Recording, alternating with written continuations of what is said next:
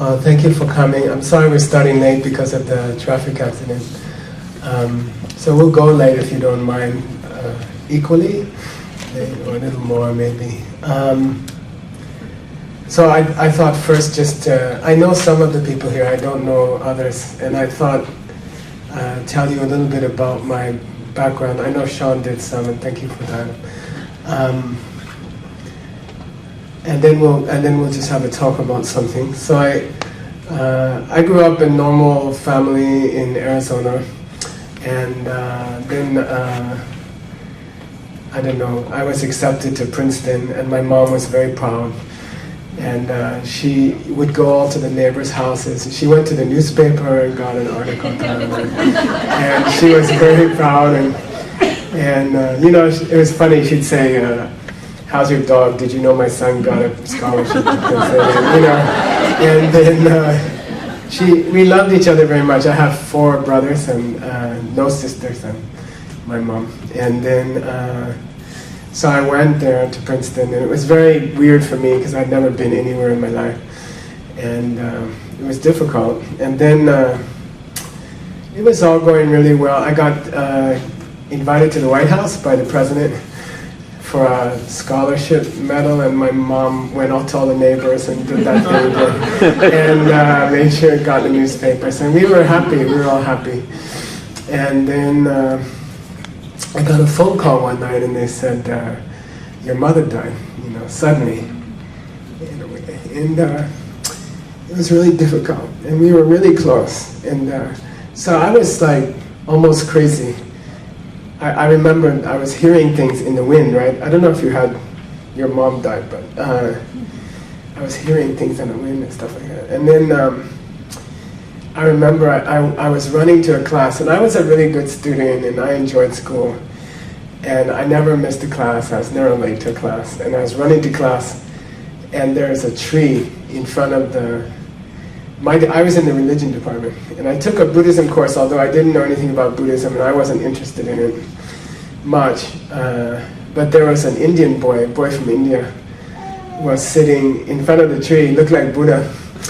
And he said, "Come here," you know. And I said, no, I have to go to class. And he said, "This is more important than class." You know, he made me sit down, and then he said, "You know, if you really care about what happened to your mother, you should go to India and, you know, talk to the Buddhist people, and they can explain to you what happened.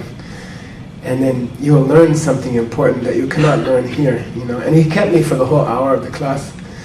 And then by the end, I was like, "Okay, I'll go to India," you know. And it was very funny because I never been anywhere, you know. And I went to the school and I said, "Can I go to India? And will you pay my scholarship money for my trip?" And they said, "Sure." You know? And I'm like, "Oh no, now I have to go." And I went. I got on the plane. It was Alitalia, cheapest flight, $400, and all these Italian grandmothers in the plane. We had to stop in Rome, and I remember the plane took off from Kennedy, and it went straight up, and then it dropped straight down, like for 1,000 feet, and all these old Italian grandmothers are screaming like as loud as you can scream, and it was such a weird trip, and I didn't know anybody, and the boy said he would meet me in the New Delhi airport, right? So we landed in New Delhi, and they opened the plane door, and I remember this intense incense smell, like this intense smell of India, incense, you know, hit me.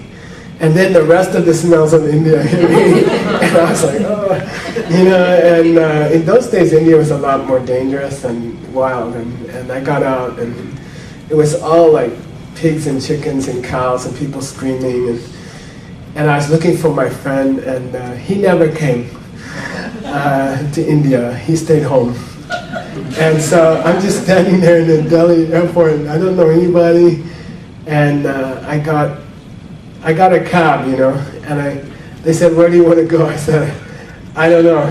I need to stay someplace. I need a hotel." And they're like, you know what they say in India, "My brother owns a hotel," you know, which means his brother's house, right? And so I like go to his brother's house, and I remember I went into the into the room, and I locked the door, and I was so frightened I stayed there for 2 days. I didn't come out, and finally he knocked on the door, and he's like, "Are you all right?" And I'm like, "No." And he's like, "Do you need some food?" I said, "Yes." And then he brought me some food. I remember it was a real Indian meal, like rice and dal, and, you know, raita. And he took the time to explain each food to me and the power of each food, and he was very kind. And then he said, "You know, why did you come to India?" You know, and I said, "Well, I have to meet the Buddhist people. I have to ask them about my mother. You know, what happened to my mom?" And he's like, "Buddhist people," and he looks at his watch. He says, "You're kind of late for the Buddhist people." I said, "Why?" He said, "Oh, they finished in India 1,000 years ago." You know, and then I'm like, "Well, maybe I'll go home." And I checked my ticket. It's a 3-month ticket. I have to stay for 3 months. And he said, "Well, why don't you go to the Himalayas? Maybe there are Tibetans coming out, refugees, and they're Buddhist, and you can talk to them." You know, so I ended up going, meeting them, and I started studying with them, and then I became a monk, and I entered a Tibetan monastery, and I stayed for 25 years, and also in the United States at a Mongolian monastery, which is Tibetan. They study Tibetan Buddhism. So I spent 25 years like that. The last 3 weeks is a final examination for, they call Geshe. Geshe means like, you know, master of Buddhism or something. So you debate in public. You debate in a public square. In my monastery at the time there were 1,300 monks. Each one asks you questions in public for 3 weeks in Tibetan. And it's with martial arts. They do it with martial arts. And they scream at you, and then they dance around and knock you, and, you know. And so this is what you study for 25 years to pass, you know. And then you have to be really tough. And if you succeed, then you get you seen those big yellow hats that they put, yeah, like that. And so I passed, and they gave me a big yellow hat. And I don't have any other degree, I just have this yellow hat, you know. And, you know, I remember I told all my friends I'm a Geshe, and they're like, "What's that?" And then it was like that. And then you're supposed to go back to your room, and my stepmother came for the final ceremony, and then each monk will give her a white scarf. This is Tibetan custom. So she's pretty short. She's about 5 feet tall. She was buried under this mountain of white scarves, and you couldn't see her behind the scarves. And then they called me on the telephone, the abbot. So the telephone at that time was, we have these 7-year-old monks, baby monks, and you're not allowed to take your vows till you're 21, but you're allowed to live in the monastery, like if you're an orphan or something like that. So we have little monks running around, and they're our telephone. And so you tell them, you know, the abbot told the little monk, you go tell Geshe Michael, you know, I need to talk to him. And then they run. He says, "Run," and they run. And then, but sometimes they meet their playmates, and they start eating candy, and they forget the message, you know. So you have to send 2 or 3 baby monks, and maybe one will get through, you know. And so we didn't have any telephones, we didn't have anything. And so I went to the abbot, and he was my teacher, and you know, usually you only go to the abbot for discipline, to be disciplined. They beat you. That's why Tibetan monks are so polite. So I was nervous, and I said, "What? Yes, you know, yes, master, what can I do?" And he said, "Oh, I wanted to congratulate you. You're the first Westerner in our monastery in 600 years. You know, and congratulations." And he never said anything good to me in my whole life. I was like stunned, you know. And then he said, "But," and I'm like, "Yeah, what's the but?" And he said, "You're a foreigner, so we have a special examination for you. We have a second examination." I'm like, "Well, you didn't say about any second examination, you know." Then he said, "No, foreigner, you have to prove yourself." And I said, well, what do I have to do? And he said, you go to New York. You know, and I said, I hate New York. And he said, you start a business. And I said, I hate business, you know. And it said, diamond business. I said, that's the dirtiest business. You know, they're all crooks and cheats. And then he said, you go to New York, you start a diamond business. And then you use the principles that we taught you. And see if you can make like $1 million in a year, you know. Using karma, using the principles of karma. Because it's one thing to talk about it in a monastery, and it's another thing to do it in real life. And then, by the way, you can learn the challenges that real people face making a living, you know. And so I said I didn't want to, but they have these fan belts that they use on your bottom. And so he convinced me.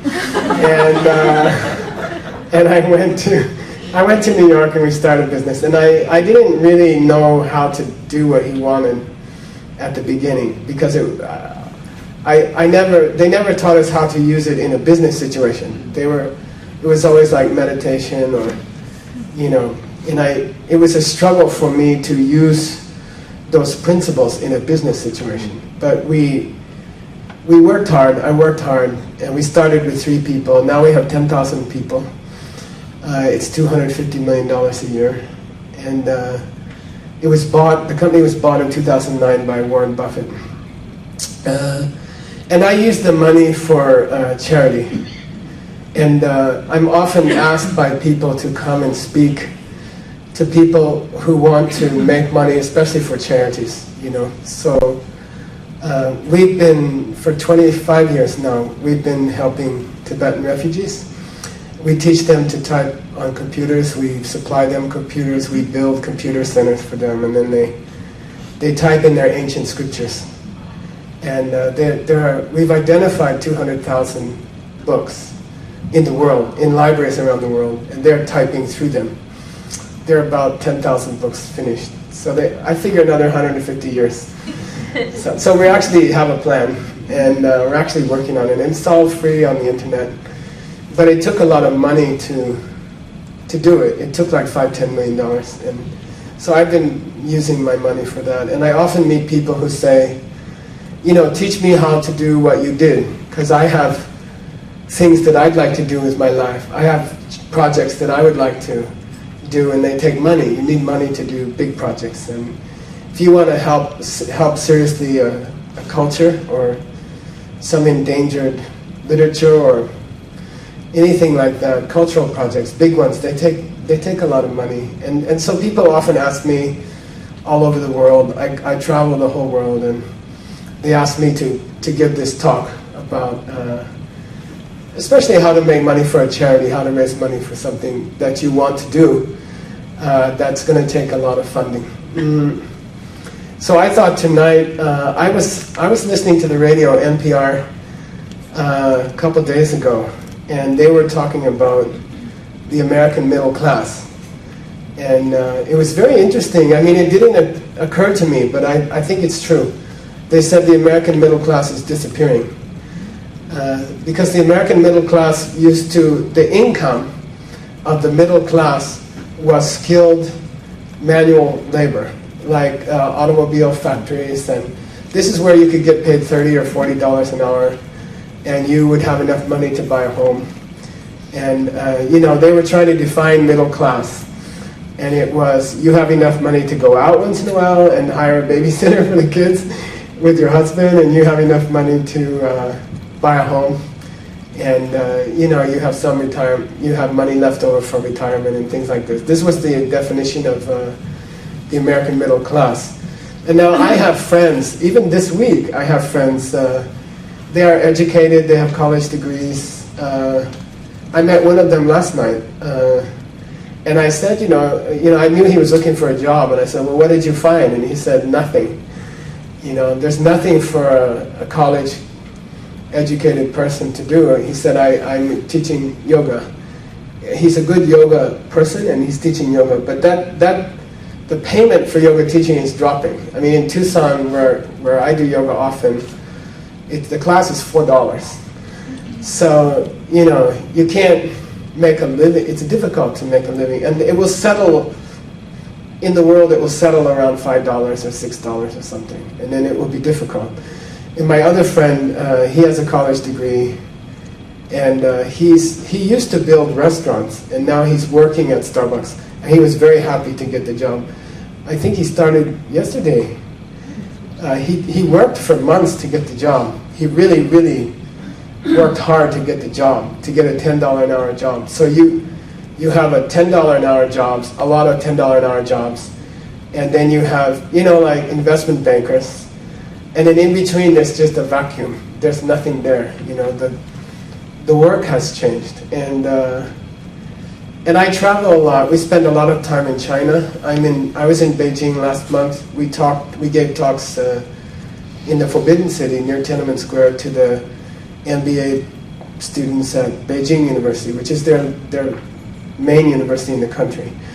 And we spoke in Shanghai and Guangzhou in South China. So we've spoken all throughout China. And I'm looking at China, and I'm thinking about the United States, and I'm thinking, when I was younger, there were recessions. I don't remember the years. When we started the Diamond Company, it was in a recession. It was 1981, I think.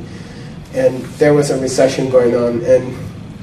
And in America, when there was a recession, you always just kind of sat it out, You kind of didn't go out much to restaurants, and you were careful to be nice to your boss. And, but it was always assumed that it would just change in 3 or 4 years, that things would come back, because every recession America ever had, it just comes back after a while. And in my work in the Diamond Company, in the diamond business, it's international. I travel all over. One of my main jobs is to evaluate other companies that want to do business with us. So I have to go to their factories. I sit in their factories. I watch the factory.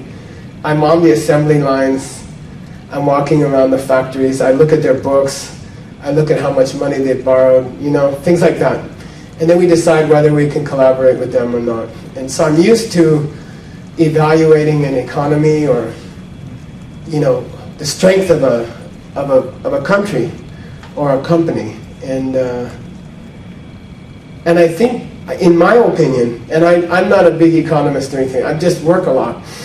I've just been everywhere and seen many, many, many companies and worked with many companies. And I don't see any reason for the recession to stop indefinitely. I don't think it's going to suddenly go back up. I think there's been a dramatic and irreversible change in the world market, and because of the internet, largely. But now you are competing with people all over the world.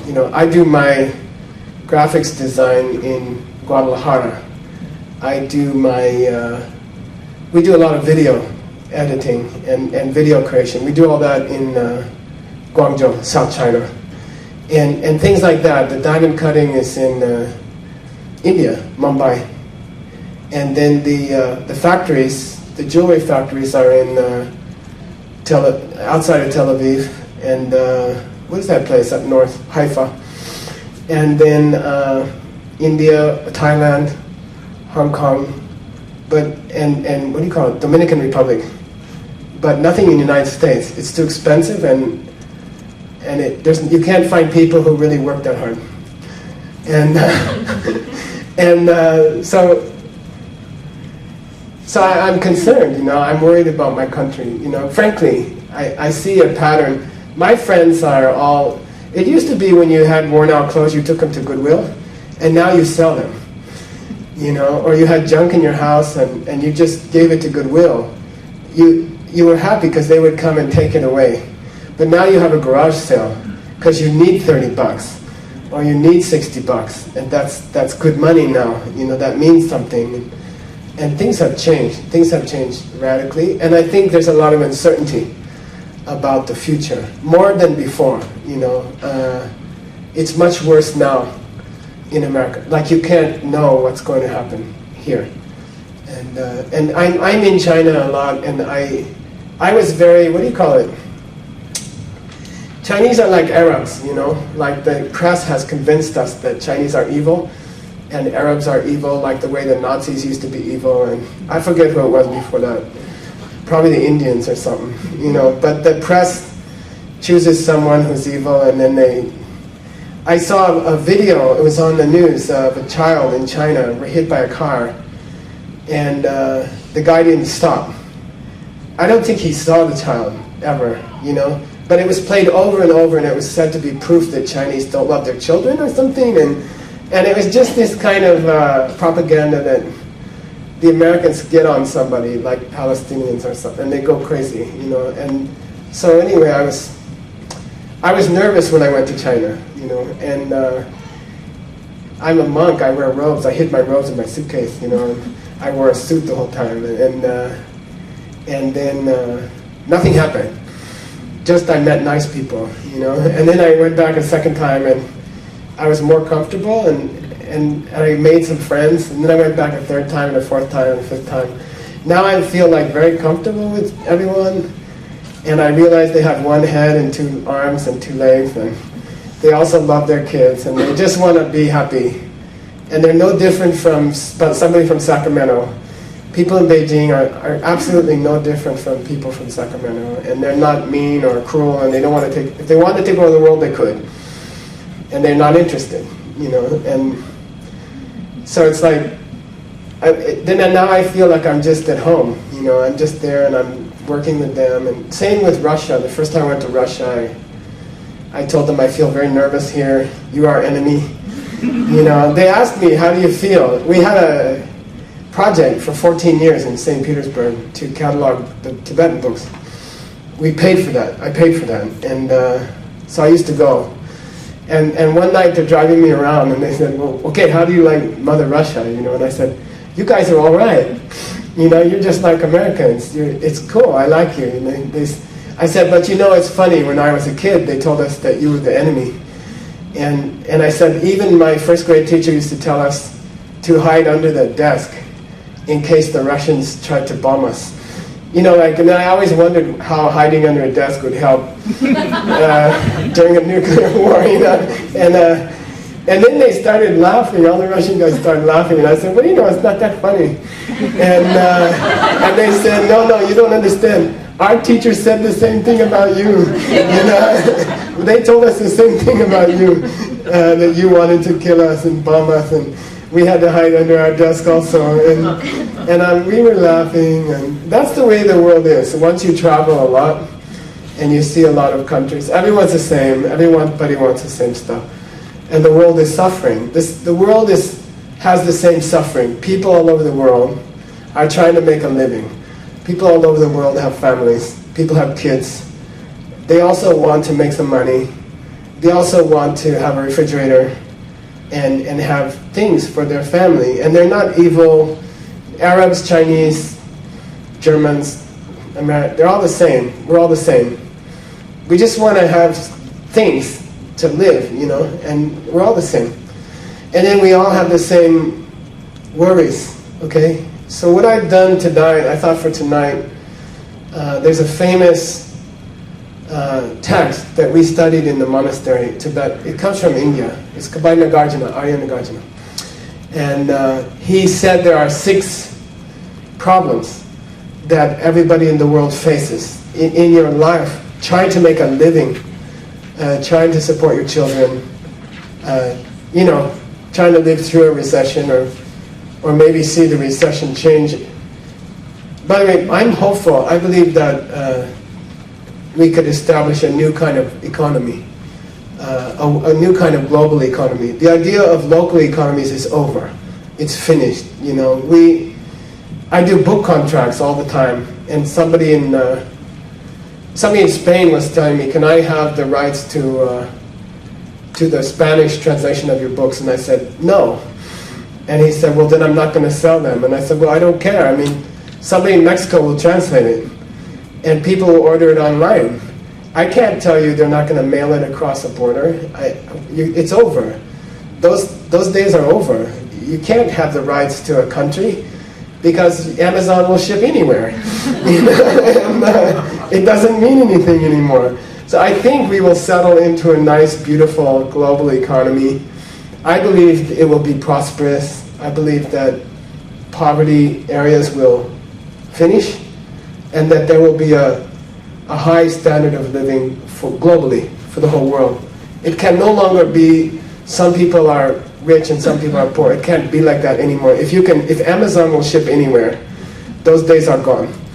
You know, a little guy in Africa can sell yoga mats to Zuda Yoga, you know, from Zimbabwe, and they'll ship them. We print our books in India, and they just ship them from New Delhi, and it doesn't matter. You can't stop it. You know, it's going to be like that. So can we set up an economy that's good for everybody? And maybe it's better. In the long run, it'll be a little bit shaky for the wealthy people, because now people in China are also wealthy, and they also need oil, and they're willing to pay more than an American. So for us, it's a little frightening. But I think we've got to get used to it. And everything will settle fine. Everybody will have enough. We just have to get used to the process, okay? So tonight I thought to talk about the process. In the end, it will be fine. We will be prosperous. People in Mexico, people in China, people in India, Africa, will all be prosperous. It's okay. But we have to get used to that. It's weird to be in Beijing and know that they have more money than my city. You know, they're more prosperous than Phoenix, Arizona. It was a little bit of a, what do you call, hurt my ego. You know, they're like, I'm like asking them for, can you loan me some, you know? You know, and it was like new for me, because as an American, you're used to like studying around the world and thinking you're number one. And I think it's going to be a global economy, and people will be pretty much equal. But in between here and there, there will remain 6 fundamental problems of anyone who works for a living, okay, which is everybody eventually. So those were outlined 1800 years ago, and I wrote it out for you. So let's go through them, okay? I propose we go through them.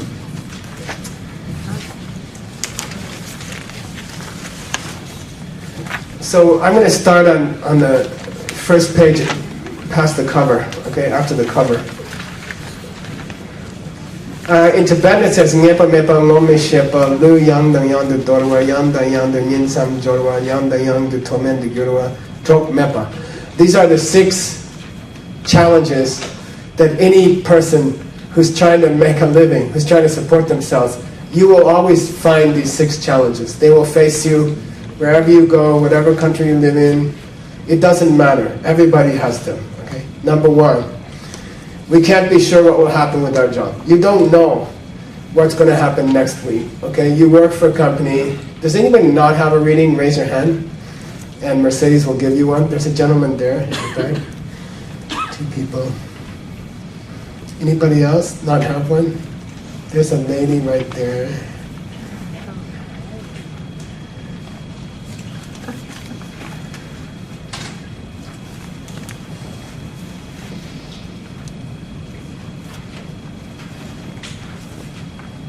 Good? Anyone else? No? Okay. Can't be sure what will happen with your job. Like, it doesn't matter where you work. It doesn't matter what your position is. You can own the company. You can be the president of the company. I was the vice president of my company 19 years, okay? And you can lose your job in 5 minutes, okay? And you know that. People who've worked in a company, big company, it's just the way it is, okay? Anybody can lose their job in 5 minutes. There's no certainty. And that causes a lot of stress for everybody, okay? In a company, any kind of job that you have, you could lose it in 5 minutes. If you have your own company, you could have a car accident, you could lose your ability to work.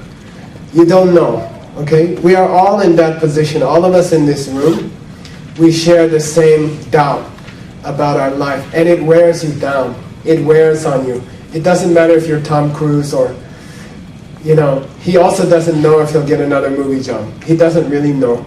Anything can happen to anybody. People die suddenly. It happens all the time. And you don't know. You can get fired. You can lose everything. in a moment, in 5 minutes, okay? Usually it's unexpected. And I used to be in the board meetings where we decided those things. They'd say, we have to cut 500 people. And you choose. And you're like, no, you choose. It's very brutal. To be on the firing end is also brutal. You can't sleep at night. The person that you fire hates you forever. And if you don't fire them, the company fails and everybody goes home. So it's like that. We don't have certainty about what's going to happen to us. That's our condition, human condition. Number 2, you meet people, they want to get the job. I'm thinking of the guy who got the Starbucks job. His initials are RH. Okay, some of us know him. He's so happy this week that he got the job. He's been schmoozing the manager of the Starbucks for like 6 months. And they finally got the job, and he's all excited.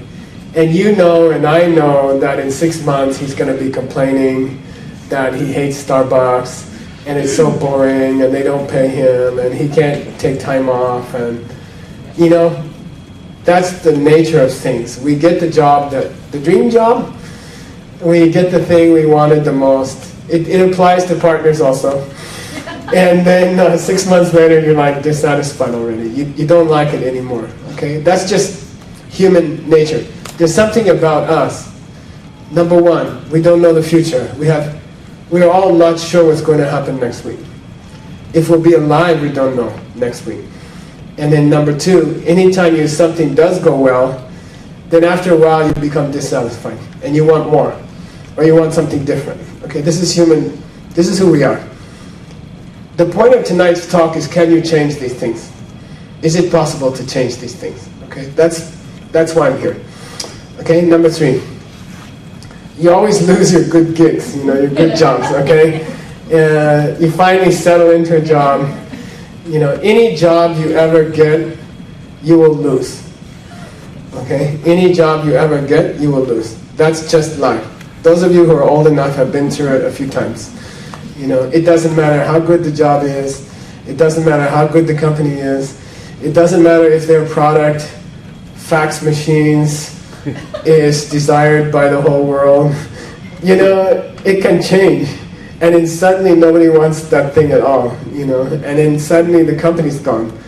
And then you're gone. Every position you ever manage to scrape together, you will lose. That's our condition. That's human condition. All jobs will end. All companies will end. All lives will end. All cities will end in rubble. It's just the way it is, okay? Can you change it? That's why we're here. Okay, number 4, you have to start over again and again. So I don't know, especially relationships, you're with somebody for a couple years, or 10 years, or 20 years, and then suddenly it's over, and you walk back into the kitchen, and they're gone, the moving truck drives away, and you're like, oh, God damn, now I have to start over, I have to do the whole thing over again. I thought I had it all figured out, and the 3rd marriage, you should have it figured out, and now there's this desolate feeling, you're just standing by yourself in the kitchen, and half the pots are gone. They took all the good ones, and the ones with tops, right? And you're standing there, and you're like, damn, I have to start the whole thing over again. I even have to go buy pots, and I have to buy some dishes, and you have to start over again. And this is a human condition, okay? At work especially. I think it's 7 times you will be retrained in your life. If you live that long, you will have to learn a new job, completely new job. So it doesn't matter what you've trained yourself in, or what you did in college, or what you're qualified at. Those of you who are old enough, you know that you will be asked to do something different. And then you have to learn it, and you have to learn something totally different. And that will happen 5, 6, 7 times in your life. With relationships also, you have to start over again. And it's very frustrating. It's like I spent 10 years learning, stenography, and now they got iPhones. I did. I learned stenography, and then Yeah. I was desperate for a job. I came out of the monastery. I couldn't do anything. You know, that's before I started dying. Okay, anyway. Number 5, every job we ever get goes up and down every day. Okay, even if you hang on to your job, even if you stay at a job, there's a constant anxiety. While you're at work, there's a constant anxiety. You never have a purely good day. You know, like it gets like 4:45 and you said, the whole day's been good, you know. I think I'm going to have my first purely good day, you know. And then the boss calls you and says, you know, we got an order, you have to stay till 9 o'clock. And then you're like, there goes my one good day, perfect day, you know. And it's like that. It's always like that. The human condition is that your job, the time you spend in your office, it just go up and down constantly. All these huge swings, and then your mood swings with it, right? Oh, I'm the best yoga teacher in the studio, and then suddenly you're not anymore, and then, you know, and then it goes up and down, and there's this, it's like a roller coaster, your whole life. And the stress, the anxiety never ends of this up and down. Relationships also, you know, oh, I finally got it down. Me and my husband are finally tight, you know, and then he's like, by the way, honey, I want to tell you about somebody. You know, and then you're like, and then there's this thing again.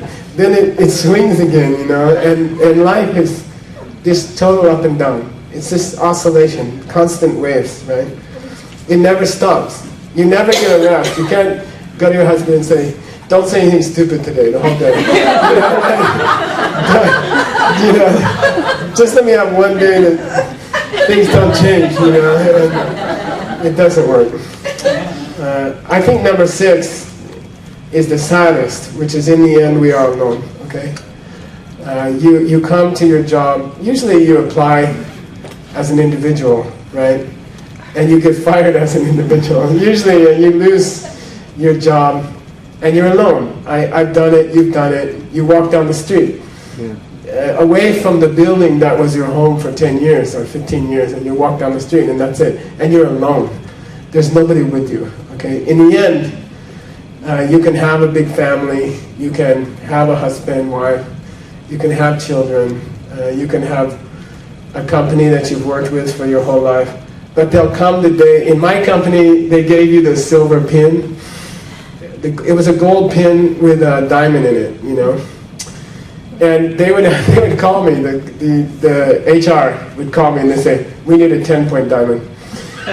Cheap. And I'd say, they're going to fire somebody. They're going to fire somebody old. You know, somebody who's been with the company 20 years is going to get their pin, and they want a cheap diamond to put in the pin, you know. Like this particular size of diamond is kind of unusual. And I saw they're going to fire somebody, you know. And then that person, it's so, what do you call it?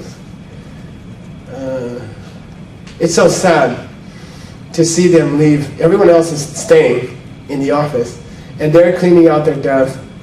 And then there's this kind of last look that they give, which is kind of mixed bitterness and anger and sadness and uncertainty and stress.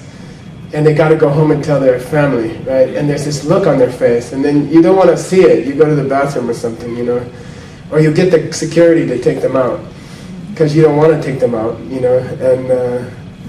And then they go and they walk down the street, and you see them walk down the sidewalk, and they're alone. And in the end, we're always alone. Okay, you die alone. You will leave every situation you've ever entered. You will leave it alone. Okay, that's our condition. So these are 6 very sad things about human life. They relate a lot to our economy, our work nowadays. But they also relate to your personal life, your relationships. And the question is there any way to change that?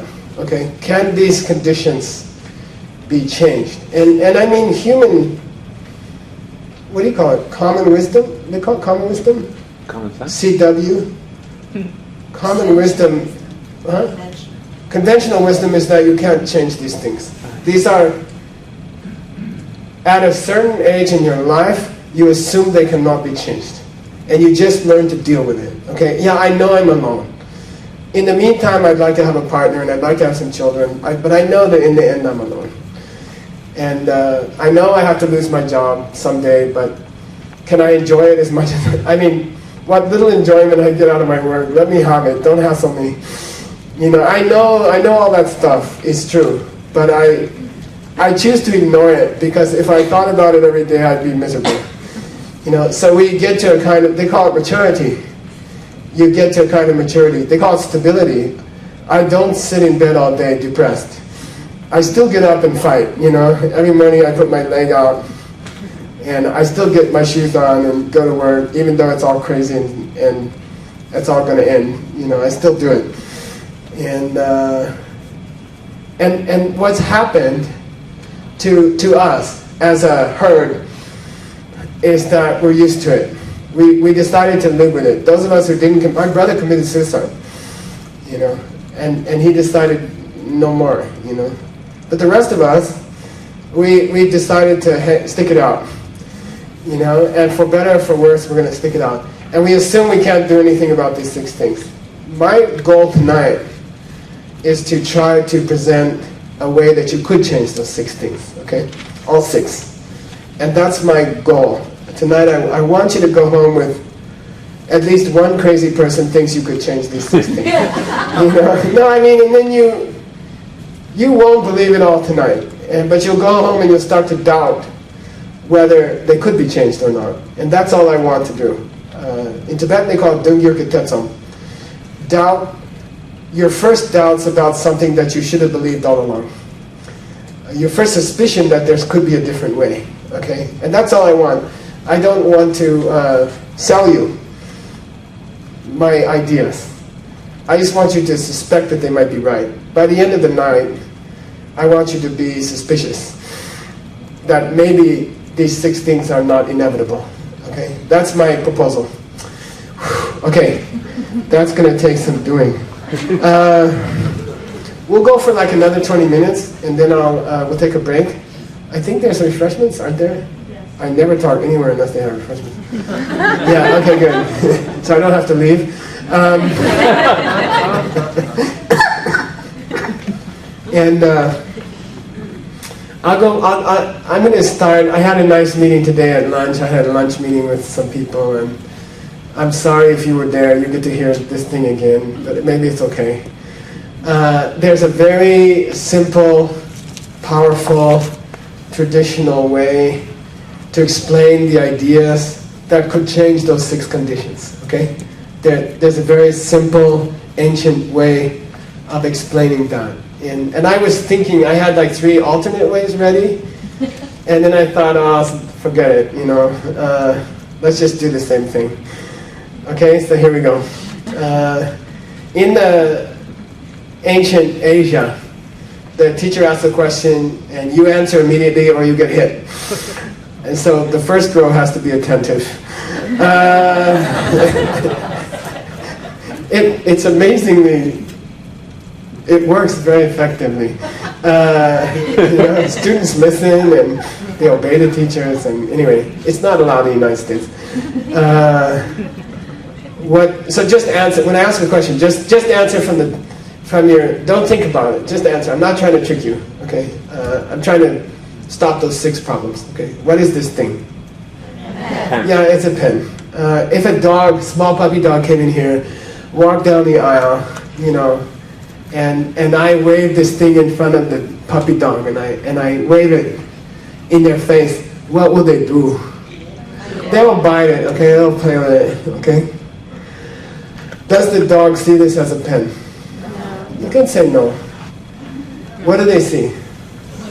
Yeah, the same thing which I see as a pen. You know how long it took to find that on Google? The same thing which I see as a pen, they see as something to chew on. Okay? Now, question. Who's right, the dog or the human? You can say both. It's a very honest, natural answer. Yeah, the dog can enjoy chewing. I also enjoy chewing on it. The dog can validly enjoy chewing on it. The human can use it to write. No problem. Both are right. Okay, next question, more difficult. If I put this object here, and all the people leave the room for their refreshments, it's not just water, right? You're not... She's like not committing there? Good. All the humans leave the room. All the dogs leave the room. At that time, which one is it, a pen or a chew toy? Indeterminate. Yeah, indeterminate. Who said that? Beautiful answer. That's the first time anyone ever said that exact answer, and I think it's the most correct. Indeterminate is good. It could be either one, depending on who walks in the room. Who walks back in? If a human walks back in, it becomes a pen. If a dog walks back in, it becomes a chew toy. What if they walk in together? Both. It becomes both. Good, no problem. At that moment, there are two realities running in the room. No problem. Parallel, dog reality, human reality. Okay, no problem. Even on that object, two realities are running. There's a chew toy reality and a pen reality. No problem. Next question. Therefore, you can answer my next question easily. If I see this as a pen, is the pen coming from the pen, or is the pen coming from me? Your perception. Yeah, it must be coming from me, okay? I mean, the dog proves it, okay? And you know, it sounds stupid and simple, but just think 250 million, okay? I'm not a big business person. I don't like business. It's not interesting for me. I use the money for good things, but I did make a 250 million company. I helped make it, and I use these principles. So they sound simple and they sound kind of childish, but they're not. Okay, you can save Tibetan culture. You could save Tibetan literature with this idea. So don't think I'm just being dumb. Okay, it sounds dumb, but it's not so dumb. Okay, so we can say that the pen is coming from me. Then why do I perceive it as a pen? And why does the dog perceive it as a chew toy? We say there's a seed in the dog's mind. There's a, I don't know a good word. Vasana, how will you translate it, Jay? Seed? Energy? There's like a... Tendency. Huh? Tendency. Yeah. There's a seed for a tendency or something like that. It's a difficult word. Let's say seed, okay? Let's just leave it. There's a seed in the dog's mind to see it as a chew toy. And there's a seed in my mind to see it as a pen, okay?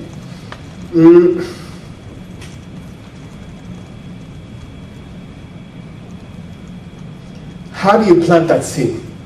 You see, if I could control the planting of those seeds, if I could understand how the seeds are planted in my mind to see the things around me, I could control my future. I could design my reality. You see, I could be like Neo in the Matrix. You know, like he figured out everything was a computer program, right? And if I could learn, if there were a method of planting seeds in my mind which caused me to see everybody in my world and everything in my world, then in theory, I could design next year. Okay, I could design a better partner, or I could upgrade my current partner.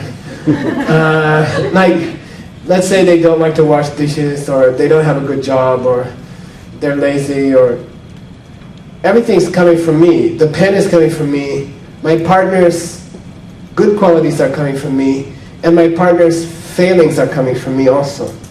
So in theory, if I became a master of planting these seeds in my mind, I could control what I see next month. I could be a stupid, untrained monk and make $250 million company that Warren Buffett bought. Okay? I could do it if I knew how to plant the seeds. You see? And so tonight I just want to talk about that principle. How do you plant seeds, okay, in the mind? Because what's true for the pen is true for everything in your life. Your job, your partner, your family, your city, your body. It's all coming from seeds in your mind. So if I could help you to plant certain seeds, to learn a system of planting seeds, then in theory you could have the things you want. Okay?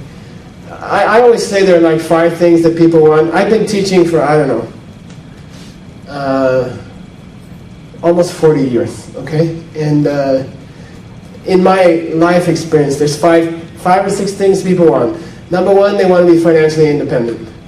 Everybody would like to have enough money to do whatever they want. You know, I don't know anybody who wouldn't like that. You know, it'd be nice to have as much money as you want. You see something, you know, you want it and you just buy it. And you don't have to ask anybody, do I have enough money? You just buy it. I'm not talking, I think most of us are not, what do you call it, ostentatious. We don't want to have a 5-carat diamond ring or 3 cars, or I think, especially people in the United States and even California, I would dare to say, no, I think people in California are a little more advanced in this regard to other people in the country and to other people in the world. You are wise enough to know that 3 cars is more trouble than 1. You know? And I'm not kidding. No, I'm not. It's not a joke. You evolved, and there are countries where people don't believe that. They don't understand that. In Beijing, there's 500,000 new cars there last year. You know, it's like weird. It's like scary, because everybody wants 2 cars or 3 cars, and then I think Americans have reached a point, because they've had prosperity so long. I think most Americans understand that if you have a house with 17 rooms in it, it's just a lot of cleaning.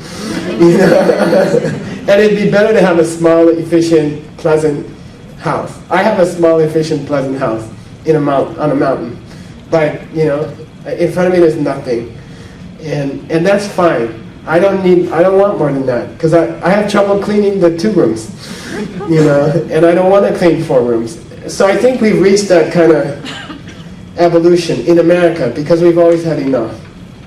People in other countries haven't had that yet. And they get there. They all get there.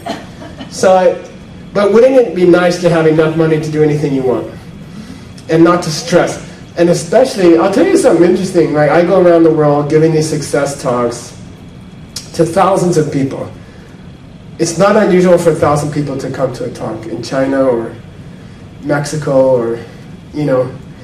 And then X number of people want to make a lot of money. They want to be prosperous, wealthy. And I say, why? I get them, we go on these 3-day retreats, 3-day success retreats. I make them leave their home. They have to come out to the countryside with me in every country. In Bulgaria, in Russia, in Argentina, in China, in Malaysia. We go out of the city, we go to a resort. I keep them for 3 days. They have to do yoga, they have to do meditation, and they have to join discussion groups. And they have to tell me what they want. And then for 3 days I get to work on them, you know. And then they go home and they try to get it, you know. So a lot of people say money. The first thing I want is money. And then I say why. And you will be happy to know, I think Jay was talking about it today, but you'll be happy to know, I would say 90% of the people who want more money want it because they want to serve the world. They want money to help other people. And it makes me very happy. I'm happy to report to an audience in Sacramento, California, that all over the world, people want money because they want to do something good for others. You know, and that's cool. I'm happy. So it's not bad to have money. In that sense, it's useful. It's precious. It's a nice thing. Everybody would like to have financial independence. Number 2, everybody would like to have a nice partner, you know, or family, right? Not everybody wants a family. Most people would like to have a partner. It's one of life's greatest pleasures. And I don't care if you're still angry about your last breakup, but in the end, you're going to want another partner. Okay? After it wears off, you're going to want another partner. It's like one of the greatest joys in life to have a good partner. You know, like a really nice, loyal, sensitive, financially independent, who works, you know, polite, nice person to live with. Because it's lonely to come home. You can have a lot of money and then come home and there's nobody there to share your day with. That's lonely. It's not fun. We've all had trouble with partners, but in theory, is it possible to have a good one? You see what I mean? One that is good for a long time. we would like that. Everybody would like that. I think most people would like that. In my experience in the world, most people would like to have a nice partner. That's the second thing. You can have money, you can have a partner, but if you don't have health, if you have a bad back, or you have some chronic health problem, or you don't have energy, if you lost your energy, lost your youth, the energy of youth. A lot of people spend their youth to get money. They spend their life's juice, the battery, to get money. And when they get the money, they're too old to enjoy it. You know? There's nothing sadder than an old, rickety guy in a Stingray.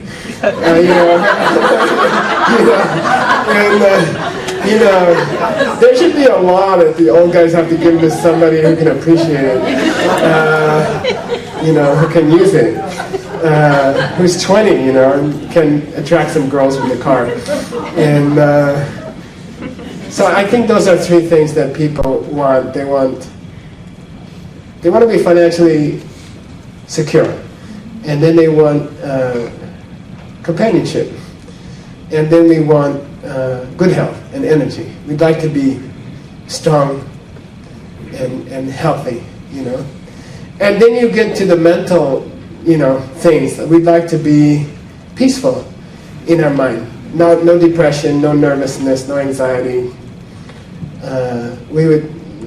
The emotions, jealousy, anger, desire, we would like to somehow be free of those chains of being jealous all the time of people, or judging other people all the time, or getting angry easily or upset easily. We would like to be free of those mental poisons. They're called poisons in Tibet. So I think that's like a fourth goal. And then obviously, I went to a city in China called Chengdu. It's on this side of Tibet, and it's famous for mapo tofu. Anybody know mapo tofu? You're cheating. You've been to China. Mapo tofu is a kind of tofu that was invented in Chengdu, and they use erma. Erma is a red peppercorn, and it tastes like a good Mexican chili, but different. It has a unique taste. Once you've eaten mapo tofu, you can't eat anything else. So there's a restaurant where they invented mapo tofu in Chengdu. So it's like, I gotta find this restaurant. I worked like 2 days, and I found this old wooden restaurant where they invented mapo tofu, and I walk in, and there's all these waiters, like in China, in a restaurant there'll be 25 waiters and 2 people eating. And, so I sit down by myself, and I'm experiencing mapo tofu, Oh man, this is it. This is the original mapo tofu, I gotta learn how to cook this, And then everyone else is just watching me, And I'm thinking, why don't they buy some mapo tofu, And then I realize they don't have any money. They don't have the money, I'm alone in the restaurant, eating the mapo tofu, and with all these people watching me. And then it wasn't fun anymore. It was totally not fun. And I left. I left the restaurant because I couldn't do it anymore. I couldn't stuff myself on my favorite mapo tofu in front of 20 people who didn't have the money to buy it. And it was just really uncomfortable. So I think the last thing we all want, like Bill Gates, Warren Buffett, once you get that much money, what do? You start helping other people. It's just not fun to be the only person eating in the restaurant, Like, if you get successful, and you have all the money you want, and you have a beautiful partner, and you have good health, if your health gets constantly better and better, your energy is more and more, then you feel guilty when you see other people, and they don't have these things. And then you can't enjoy them because the other people don't have them. So then you get this desire. It's a beautiful human trait that every one of us, if we became wealthy, we would start to give it away. Because we would want other people to have it also. So I think these are basic 5 emotions. I'm happy to report to you in Sacramento, California, that everybody in the whole world that I've met wants to help the whole world. There's no culture, however evil the newspapers say they are, who would feel comfortable to eat in a restaurant if nobody else could eat. Every person in the world would be uncomfortable with that. So I think those are, we want to help the world. In the end, deeper than the desire for sex, deeper than the desire for food, is the desire to serve other people, to be the mother for other people. It's a deep-seated human desire, and it's universal. Everybody in the world has it, you know. It's beautiful, it's cool, and we all have it. It's a beautiful thing, okay? So these are the 5 goals of a human being. So how can we use seeds to achieve them, okay? I'm going to skip the paper, okay? That often happens, I'm sorry. It's not important. We'll get there. Sorry. The people who printed it at the last minute are always like, let's just go straight to those 5 things, okay? Do you mind? Somehow I think we'll solve the other things, by the way.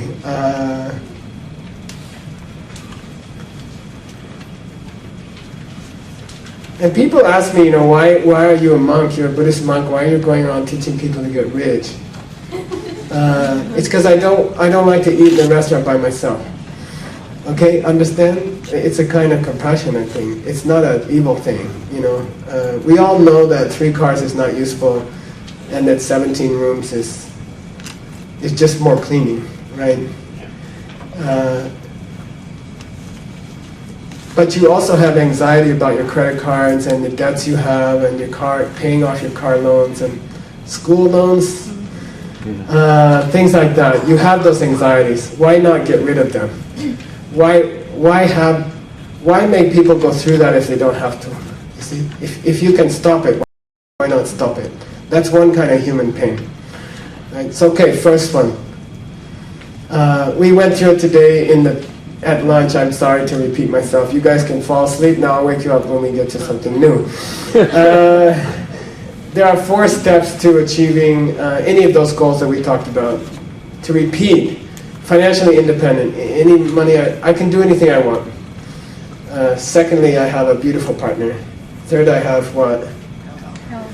Health, energy, youthful energy, health, good health. Fourth, my mind is peaceful. My mind is at peace. And then finally, I'm doing something to help the whole world. I can bring those things to other people, okay? So let's go through them one by one. And we'll forget the reading. I think by the end the reading will solve itself.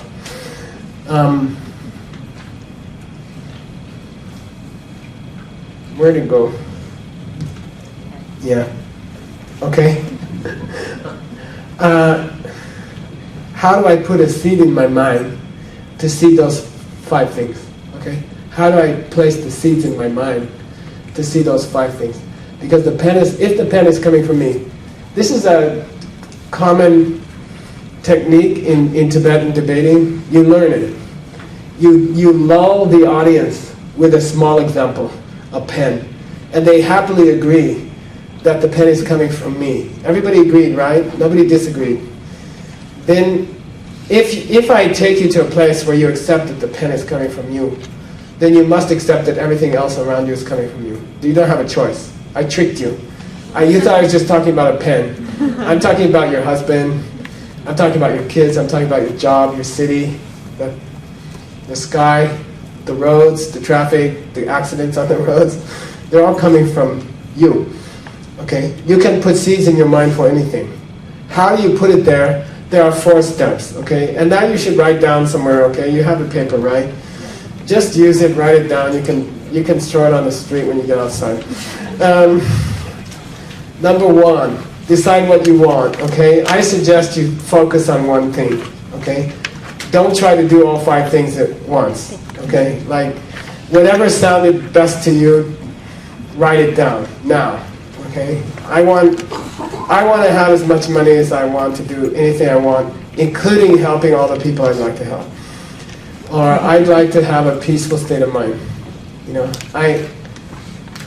I don't want to have anxiety in my mind, or depression, or doubts, or anger, okay? You decide. You write down what you want, okay? I'll give you 1 minute more. If the thing you wrote down was, I don't know what I want, Well, we can also fix that. Okay, that's also coming from seeds, and you can change it. It's very cool. Okay. There's nothing you can't change with seeds. Okay, got it? Okay, number 2.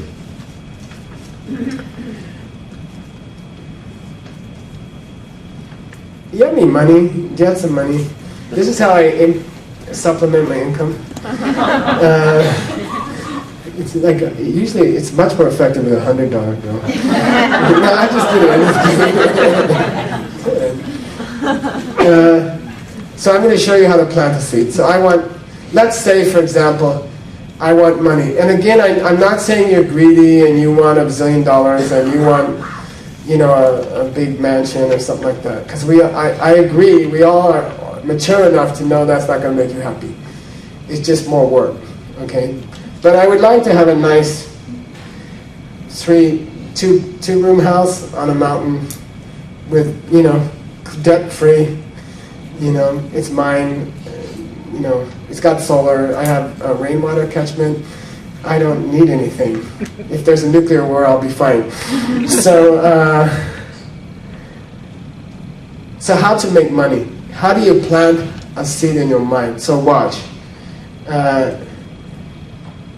Planting a seed requires that you find someone else who needs the same thing. Okay? Step number 2 is to find someone else who wants about the same thing. Okay? I had somebody ask me this burning question. I think it was in Detroit. If I want a vanilla ice cream, can I give chocolate ice cream? Yes. Okay? It just has to be close. Okay? Ice cream. Any kind of ice cream. Alright? So I want to be financially independent. I don't want to have to think. What I want in my life, I don't know about you, but I want to reach a place where I don't have to think about money. And then I can think about the other things I want to think about. So I don't want to be rich, but I want to reach a place in my life where I don't have to think about my bills. I'm there. I don't pay my bills. Somebody else pays my bills. You know, they're right here in this room, but I won't embarrass them. And I don't pay the bills. I don't see the bills. They just get paid. That's nice. Okay? If you want to get there, you have to do it for somebody else. You have to try to do it for somebody else. Okay? If you want to be financially independent, you have to take a pet project of helping someone else to become financially independent. Okay? You need another person to plant a seed. It's like soil. You cannot plant a seed without another person. Not possible. If you don't want to do that, you can leave now. Okay? If you have to do it for somebody else. That's the rule. And there's no exceptions. You cannot plant a seed without another person. It's not possible. There's no such thing. You can just leave now. If you don't want to help somebody else, just leave now. Because it won't work. And I claim that you'll never be happy. And you'll never get what you want. Okay? You need somebody else. Okay? So anybody else. So let's say Bonnie is... step number 2, I choose Bonnie. Okay? You don't have to stand up. Just relax. I choose Bonnie. Okay? And I'm going to help her become financially independent. I'm not saying you have to give money away wildly, randomly. It doesn't work either. Okay? You don't have to give money. People always come to me, should I give money to the homeless? I say, if you're sure they're not using it for drugs and alcohol, maybe. But that's not the point, you see. You choose anybody who needs to make some money and you help them. Just help them, okay? So I'm not suggesting you go hand out dollar bills to everybody, or $10 bills. It was a dollar bill, right? Just kidding. Here's how you plant a seed for money, okay? And I'm very serious. I'm not joking, and I did it. So I'm speaking, the reason I tell you my life story is that you believe me. You know, I did it, and I'm there, and it's nice. And I don't think about my bills much. So anyway, I want to put a seed in my mind for money. I choose, step number 2, I choose a person who needs some extra money. And I help them make it. You don't have to give it to them, just help them. Give them advice, okay? Who's the last person in the world who can advise other people about making money? A person who doesn't have enough money. Who wants to use this system? A person who doesn't have enough money.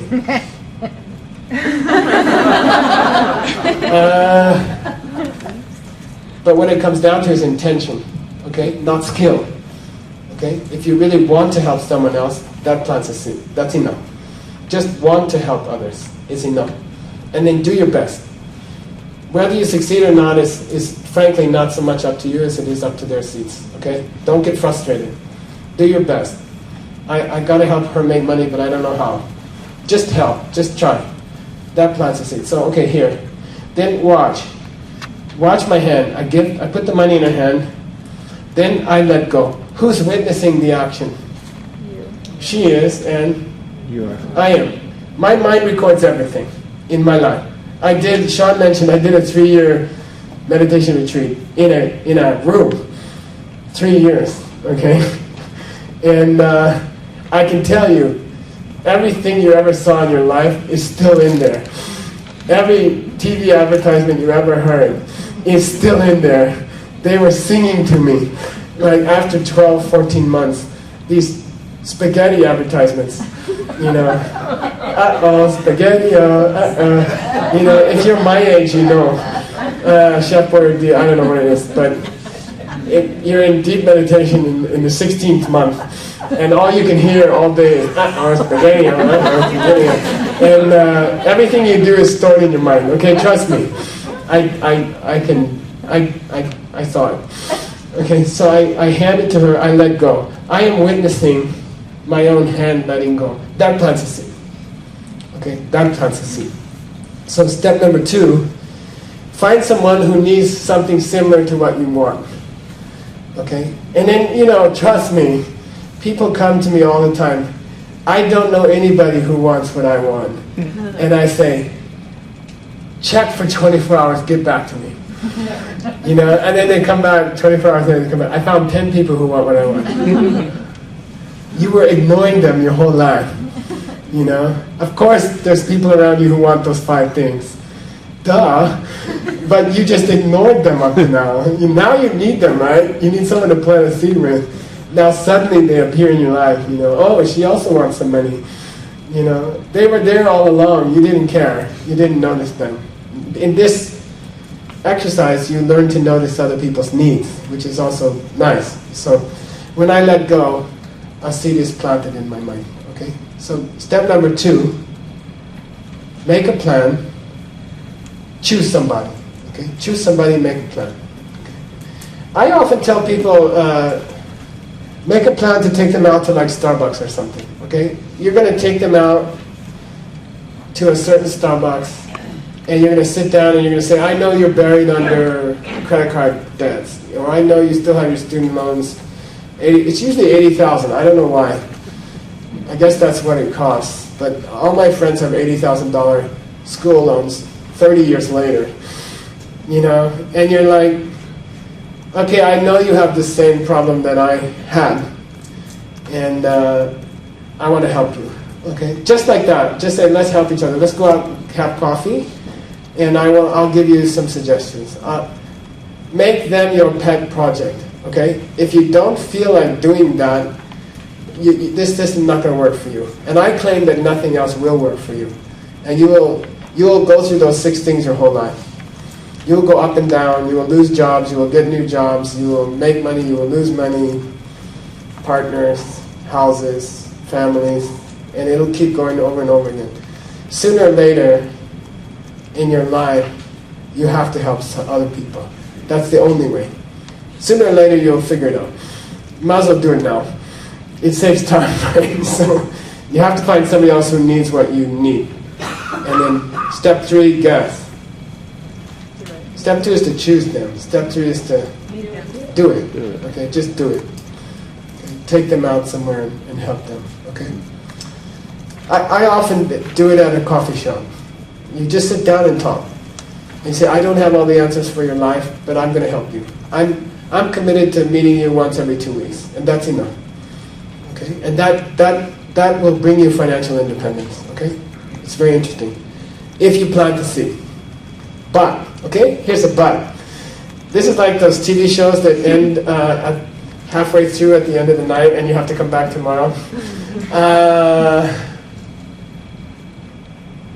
You know many people who are generous who didn't make $250 million. Okay? You know that. I don't have to tell you. The reason you don't jump up and kiss me right now is that in the back of your mind, you hesitate. Because you say, I know people who are generous, and they're still poor. You know, I know people who are very generous. I've seen people give money over and over to other people. My mom. And she was always struggling for money her whole life, you know. She never got through that, you know. So I respect your sentiments, but I don't think it will work. Because I've seen the opposite. And then my answer is step 4. Okay? You have to know step 4. All right? Step 4 is a process which nurtures the seed in your mind. During the time that the seed stays in your mind, it has to be nurtured. It has to have fertilizer, water, sunlight.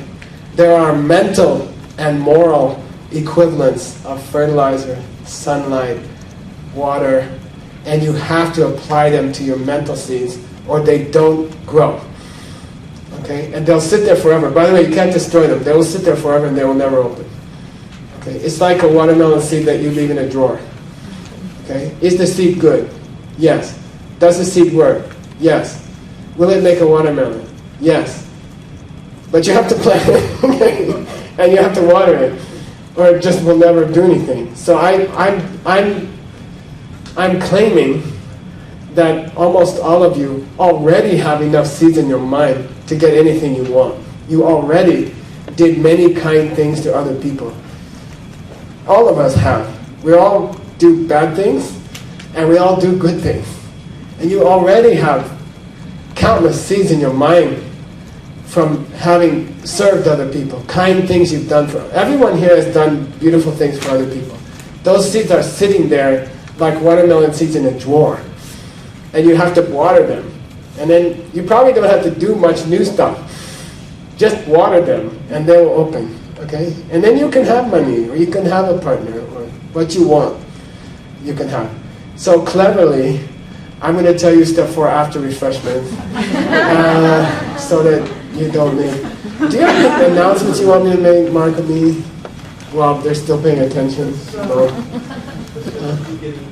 you want to come up and, no? Okay, we'll do that at the beginning next month. I'd like to introduce some of the staff that I travel with. I usually travel with about 15 staff. We're on our way to Latin America. We leave tomorrow morning at 5:30. And we do tours. We do tours of many countries. So some of the staff are with me tonight. I'd like to introduce them because if you have a question about your own life, you could ask them, okay? I call it like shopping at the supermarket. I'm going to ask them to stand up one by one and you check them out. And if it looks like they might have the answer for your question, or if you feel a karmic connection with them, then during the refreshments I encourage you to talk to them, okay? So don't be shy. You paid to come, I think, I don't remember. But you're here and they're trained. Some of them have been trained for 20 years and they're good at it. So ask them questions. If you see someone who strikes your fancy, then just go up to them and ask them a question. I'm going to ask them to stay up here during the break, okay? So I think, let's see, Mark Ross, can you come up? The first 4 people live in Sacramento, so if you want to have a free advisor for the rest of your life, it's Mark Ross. Ami Diller, can you come? His wife, partner. Brandy Davis, where are you? Are you here? Yeah. David Fishman, are you okay? Yeah. So those 4 people live in Sacramento, and then traveling with me. Sean Pfister lives in San Francisco. So they're local. Some of my usual staff are Mercedes Balena, the singer. She handles mostly Russia and China. She does about 10 cities in Russia and China, but she'll still talk to you. Bonnie Sui just got married. She's cool. She was one of the first employees of Apple Corporation, and she did not buy the stock, which is why she still has to work. And then Polycom Corporation. So she does a lot of our financials.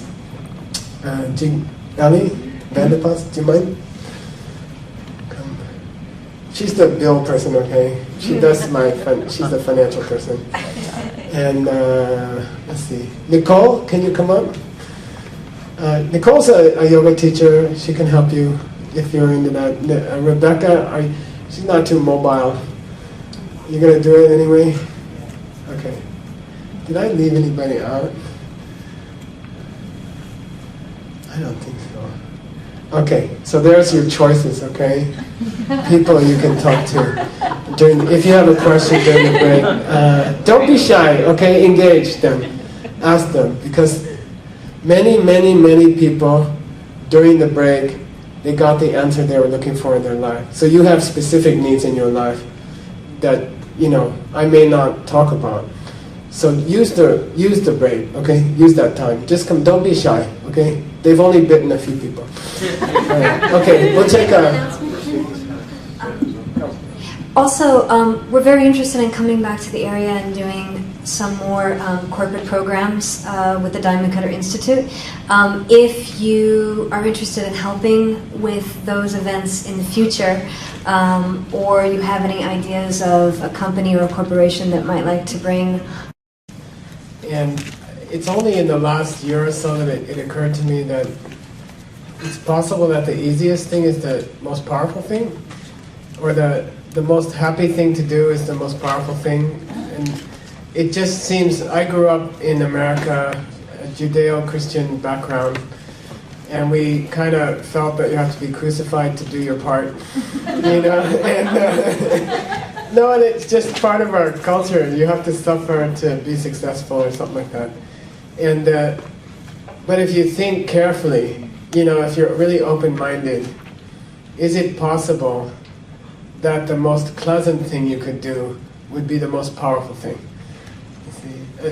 You see, so that happens to be the case. So step number 4, I have come to call it coffee meditation because my Lama, when he taught it to me, he called it coffee meditation. So I'll tell you the whole story because we have a little bit. I'm going to go to 9:30. Is that okay? Or a little bit? I'm not going to get any sleep anyway. You might as well suffer with me. He used to sit and watch. He was a Tibetan Lama, very cranky, old school, very high Lama, and then some demon gave him a television, and then he got addicted to New York Yankees baseball, and he would watch New York Yankees baseball, and then I would come home from the Diamond Company.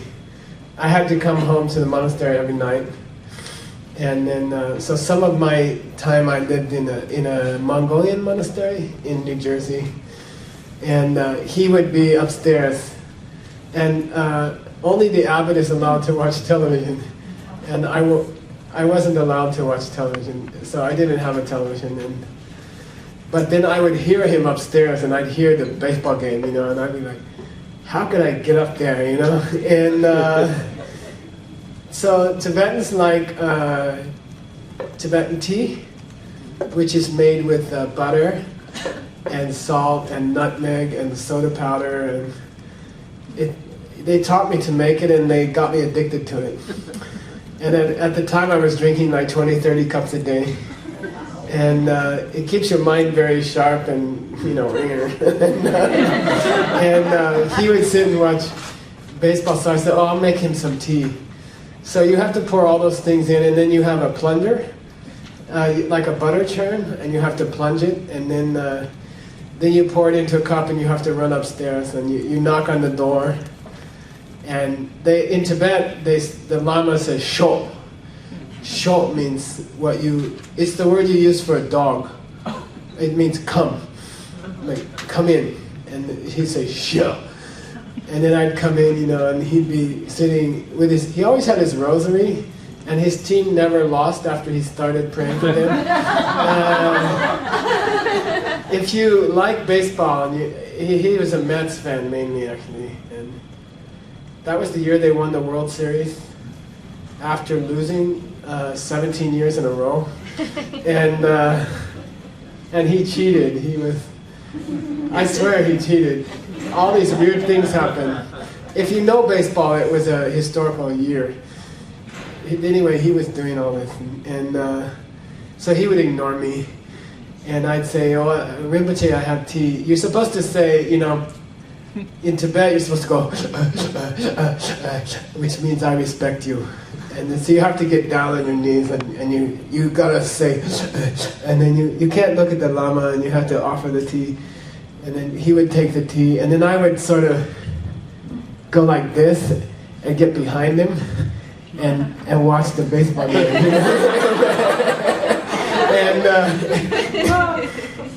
And then he would be like totally absorbed in the game, and then but he had eyes in the back of his head also, and then he'd say, "You're still here."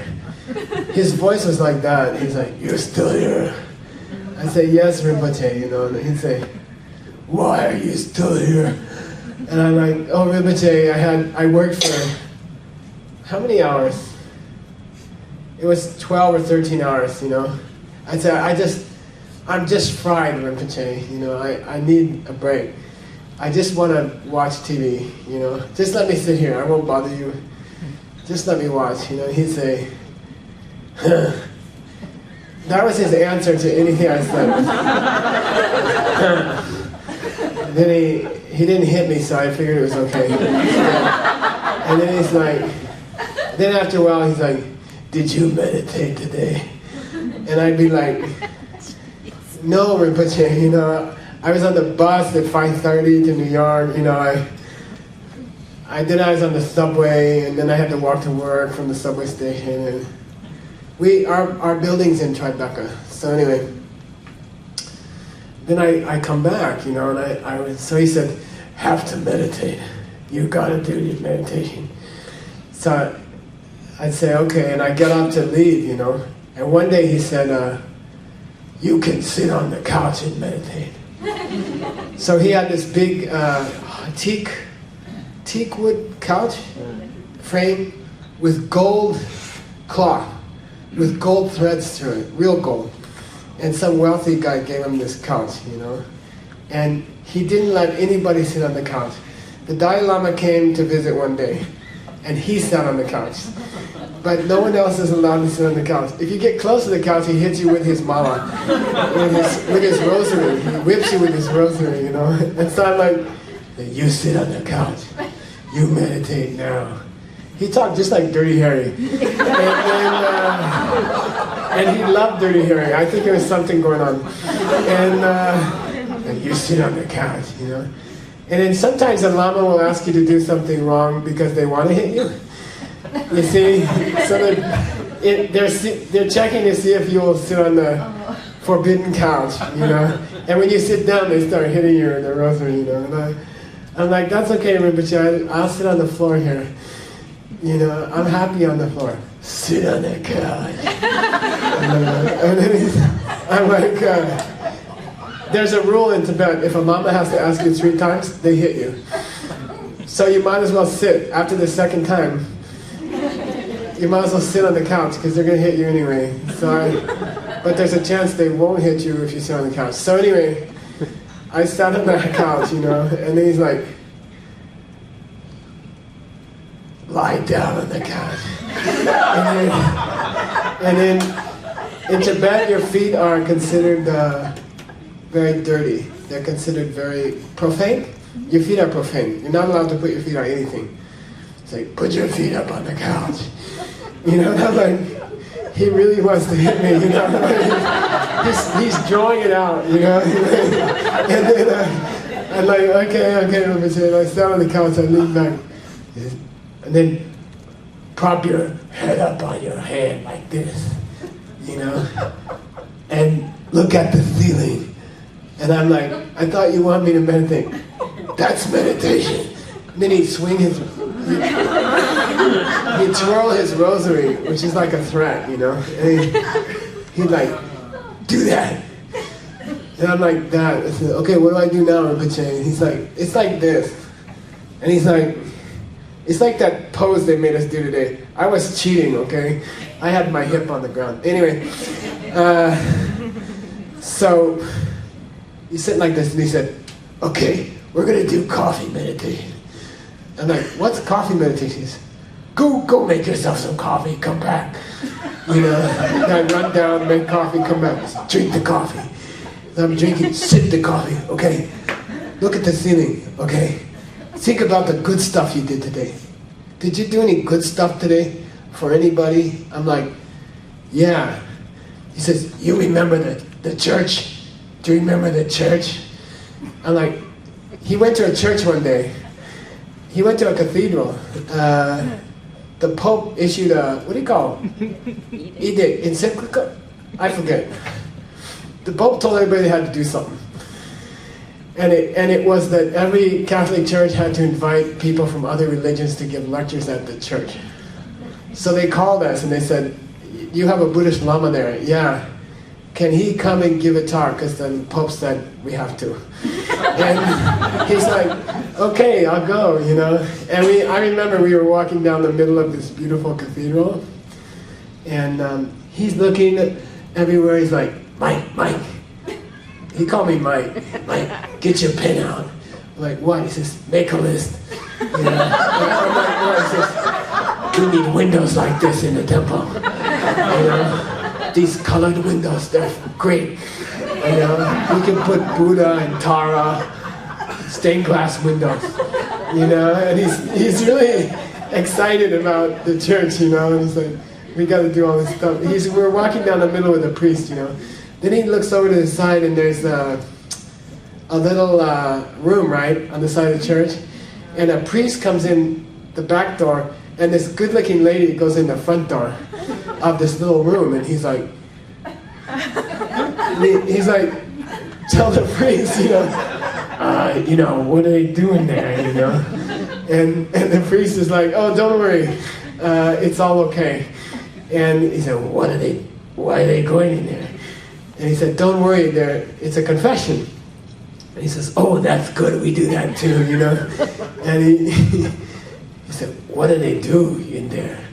Well, there's a window, and she tells him her bad stuff that she did, and then what happens?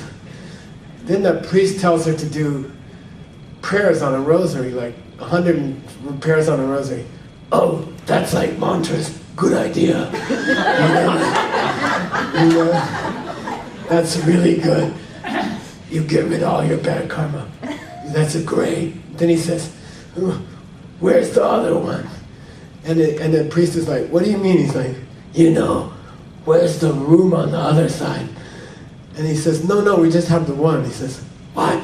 You gotta have a room on the other side. He says, well, we have one is enough for the church, you know. He says, no, you don't understand. The priest comes in the back. The lady comes in the front. She tells the priest all the good stuff she did. And then the priest is like, that's a good idea. And so there's a tradition in ancient India that you have to give equal time to reviewing your mistakes and equal time to reviewing the good things you did today. So coffee meditation is, and they're very strict about it. It's when you lay your head down on the pillow. If I let the head go to the pillow, I fall asleep, but that's the way it is. I fell asleep today in that stupid pose, I forget what it was. Did you notice? I like that out. Anyway, you put your head like this and you look at the ceiling. I prefer this, okay? You can try the pillow, but it's a little dangerous. And you go like this and you look at the ceiling. That's meditation, okay? When you were in high school and you were thinking about your boyfriend and you're like, you know, that's focus. Okay? No, it means the sense organs are turned off. Seriously, you're like, and you're not looking to your eyes. Your eyes are open, but you're not seeing anything, right? It's called Nangla Margeba in Tibetan. So you get into this space on your bed, and a normal person's mind will go to one of three places, and you check it out. You try it tonight, okay, on your pillow, as you start to go to sleep. Check it out. The human mind goes to one of three places. Number one, your ex-partner from 10 years ago. It's something they said 10 years ago, okay? I had a very beautiful female Lama, Western, what's her name? It was in Oregon or something. Tupten Children, yeah. I went to a talk by her. She gave a really good talk.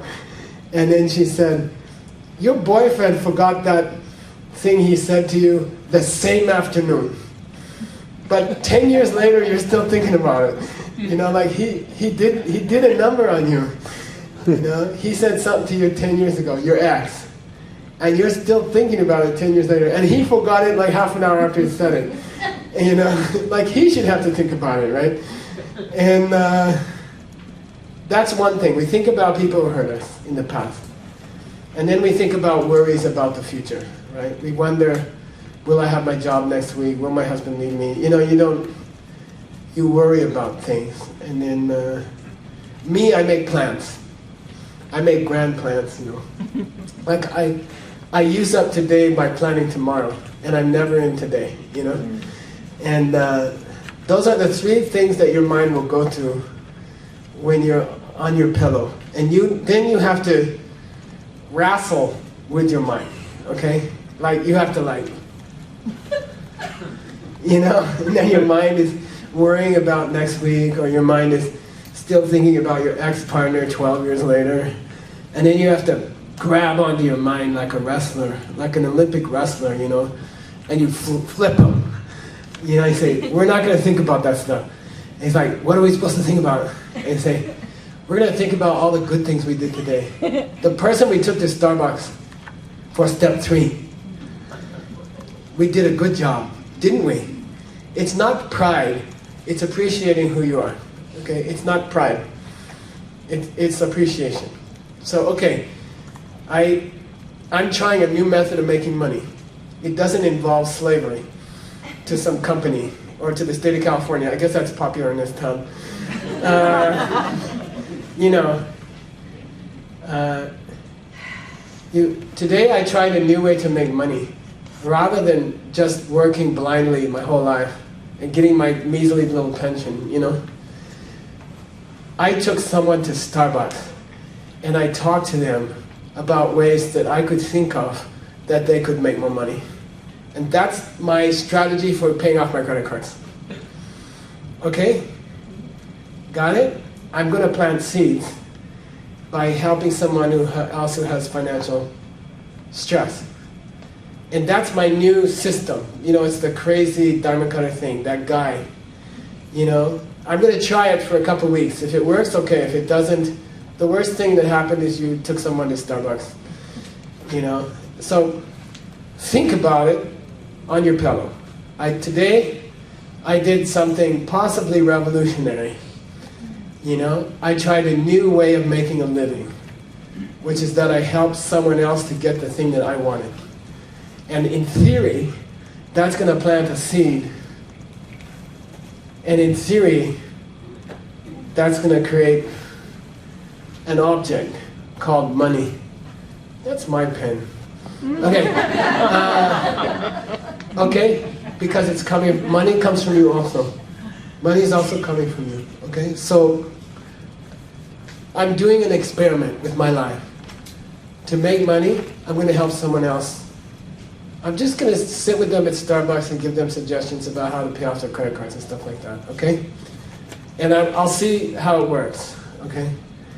And then at night, the guy said I had to do step 4, or it wouldn't work, okay? He claimed that I could make $100 million if I just lay my head on my hand correctly, you know? And think, today I tried a new way to make money, which is helping someone else to make money, okay? And I understand it's a little weird, but I'm willing to give it a try, okay? if you're a big shot in a corporation in New York, you get 3 weeks vacation. You know, it's a point of pride in a big corporation in New York. You know, you come out of the owner's room, you know, and you're like walking down the hallway, and you kind of turn to someone and you say, I got 3 weeks vacation, you know, and they're all just common slaves and they only have 2 weeks vacation, you know, and you're like, I'm a VP and I got 3 weeks vacation, you know, and then you feel really happy, you know. You gave 49 weeks, you get 3, you know, and from the outside, you know, from a truly, what do you call it? Objective viewpoint, you're insane. You know, you're trading 49 weeks of your life for 3, and one of those weeks you're going to wash your clothes anyway. You know? It's the whole deal, the whole system is a scam. You know, why not give me 26 weeks? It all worked 26 weeks. You know, make it 50-50. We have a rule in our company. We work 183 days a year. That's the rule. We cannot schedule a talk or any business meetings or nothing. 183 days off per year and 182 days on, you know, and that's our rule, and that we don't break it for anything. She arranged a flight back from China to get to the airport by 11:30 p.m. because we didn't have another day. We would have gone over 182. You see? I'm serious. It was a big struggle, and we did it.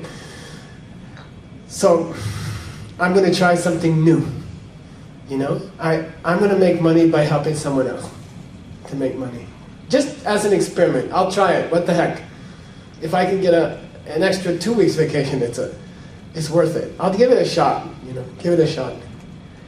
This system requires that on the bed at night, as you fall off to sleep, you think about the things you've done to help other people. And there's no expiration date. Okay, it can be 5 years ago. It can be 10 years ago. It can be 15 years ago.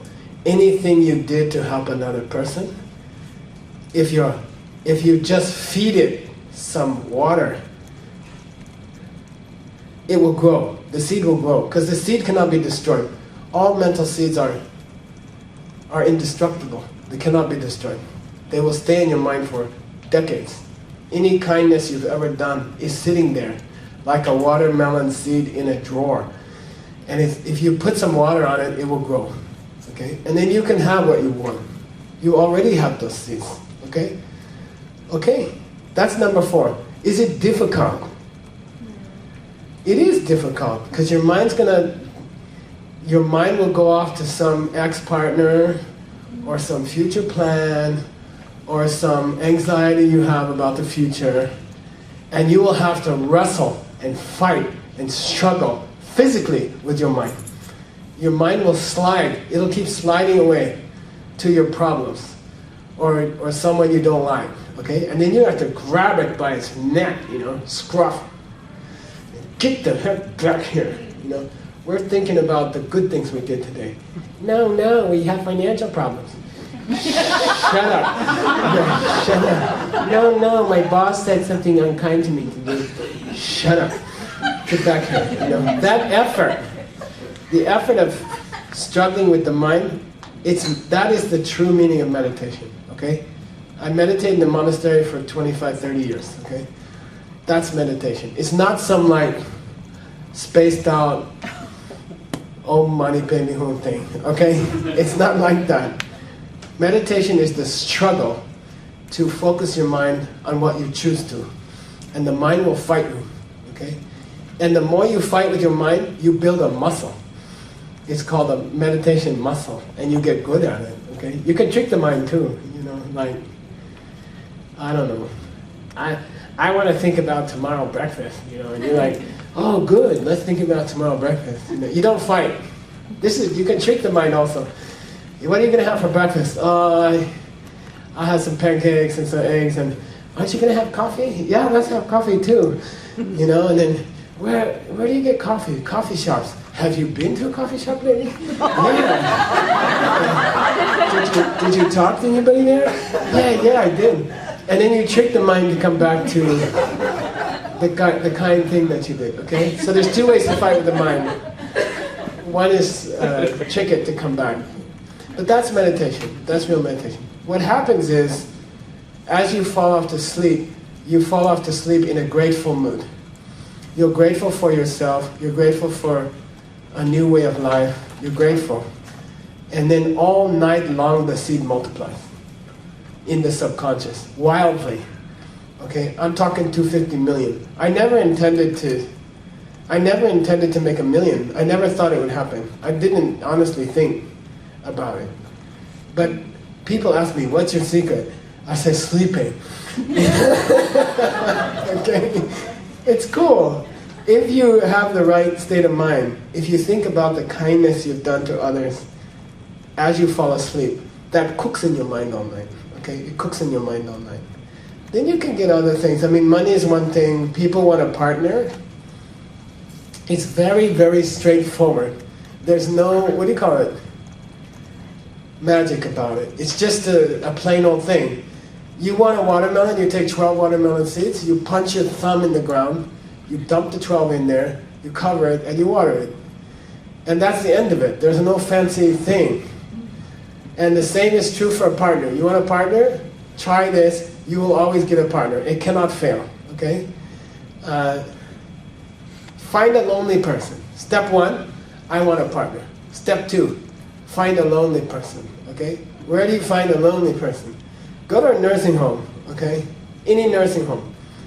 I've told thousands of people around the world, they all got boyfriends, trust me. Some of them got too many boyfriends. Then they come back to me. One lady flew from a certain country in the Middle East to Germany to complain to me that she had too many boyfriends. After using this method, okay, so be careful. Find a person, like an elderly person who's lonely and who has no friends, who has no family. Go to a nursing homes are hell realms in this world. Sacramento has little hell realms. They're called nursing homes. We don't go there. Nobody goes there. They're very, very unpleasant. They stink because people can't hold their pee-poo and pee-pee. And people are desperate there. They moan all night. And just go there, pick one. I have one. I've helped her for 20 years. She's still alive. We're still going. Pick one, adopt them, and help them. You don't have to go every week even. Go every 2 weeks. It doesn't matter. But you know when you feed birds or something, what's the trick? Same time. You got to be regular. You got to be the same time. They will start making noise. It's got to be 7 a.m. I don't feed mine till 9. If I wake up at 7, I wait till 9. And they know it, and they don't get upset. But by 9, at 9 they have it, you know. So say I'll come every other Friday. And come every other Friday and don't miss. Come at the same time. And just be with them, just sit with them. That plants a seed. That's like giving money to Bonnie. You're aware of yourself going, plants a seed. And then it grows. And a guy shows up in your life, or a girl, or whatever. Okay? It's just the way it is. You can't stop it. If you plant a seed, if you water it, how do you water it? On your bed, okay? At night. If you plant it, and if you water it, you cannot stop it. There's no force in the world that can stop it. I quit my work, I don't know, how many years ago? 15 years ago. I stopped working 15 years ago. The money is still coming. The money is still coming. I was at a yoga class, Dharma Mitra, in New York. A guy gave me a $100,000 check. I never met him in my life. He handed me a $100,000 check. I like you. I like your work. I said, I never met you. He said, take it. I said, what's it for? He said, anything you want. You know, plant the seed and then go to yoga. No, I'm not kidding. You think I'm kidding. Imagine if what I say is true. Imagine how I feel to talk to you. Imagine how it feels to me to see you struggle for money. You see? Imagine how it feels. If what I say is true, imagine how... Well, you laugh, but I'm like, why are they laughing? Of course. You know, just plant the seed. And you can't stop it. It will come. It must come. Okay? Now, last question, then we'll stop, okay? And maybe if you have some questions, I'll take questions, okay? About anything, okay? I don't care. How does this relate to the 6 problems we started with today? I'll go there quickly. Let's go through them quickly. You cannot be sure about the future. From what I just said, what happens to number 1? Goes away. Just plant what you want. And it will come. And you can't stop it. God cannot stop it. Okay? If you plant a seed properly, and you do your work on your pillow, no force in the universe can stop that seed. Nobody. Nothing can stop it. Okay? You will get what you plant. Good or bad, by the way. Sorry. Dissatisfaction. You struggle to find a partner. You find a partner, and then after 6 months, you don't like them anymore. Did it ever happen to you? That's because the seed wore out. Okay? The seed got old. Seeds wear out by growing. Okay? A tree kills a seed. Meeting your partner destroys the work you did at the nursing home. Got it? Every hour you spend with them destroys more work from the nursing home. What's the solution? Keep going. Okay? It's dumb. It's obvious. Okay, I had a woman, this worked for her. She's a yoga teacher, she's an architect, she's a famous, she got the boy. I went and did the ceremony in New York. And, it's very satisfying for me. Last month I married 2 people on the stage in Singapore, 1,200 people were there. They used this system and they met each other, they both used it. And they asked me if they could get married on the stage, and I was like, that's kind of weird, but it was fun. Anyway, I'm at the wedding, I'm sitting there on the couch, they're eating wedding cake. I'm like, so how is Mrs. Smith at the nursing home? And she's like, well, Geshe, getting married is not an easy thing, there's the wedding and invitations, there's the dress, there's the caterer, I said, tell me the truth, how long has it been since you've been in the nursing home? Well, I didn't have time to go for 3 weeks, But unspoken was what? I got the boy. Who needs the old lady? I got the boy. Unspoken. And then I said, you sit down. I got angry. I told the boy, you come sit down next to her, And I said, you got to go together to the nursing home now. Now you have to go together. How long? Forever. How long you want to be? Then you're going to use up the old lady, get another one. Okay, it won't end. There's a solution to number 2. Okay? Things wear out because the seeds wear out by producing their result. Every hour you're with your man, you have used up more seeds. It's a debit card. And you have to keep recharging. That's obvious. That's easy. That one's easy. Okay, number 3. You lose your jobs. That's the same principle, okay? If you keep planting seeds, a relationship or an occupation, a career, can go indefinitely. Okay? Can the body go indefinitely? Is the body like the pen or not? Is the body coming from you? Or it is. It's like a pen. It's the same. You perceive your body because of seeds you have in your mind. Okay? If you could find the seed, you could keep the body going indefinitely. Okay? Mortality is the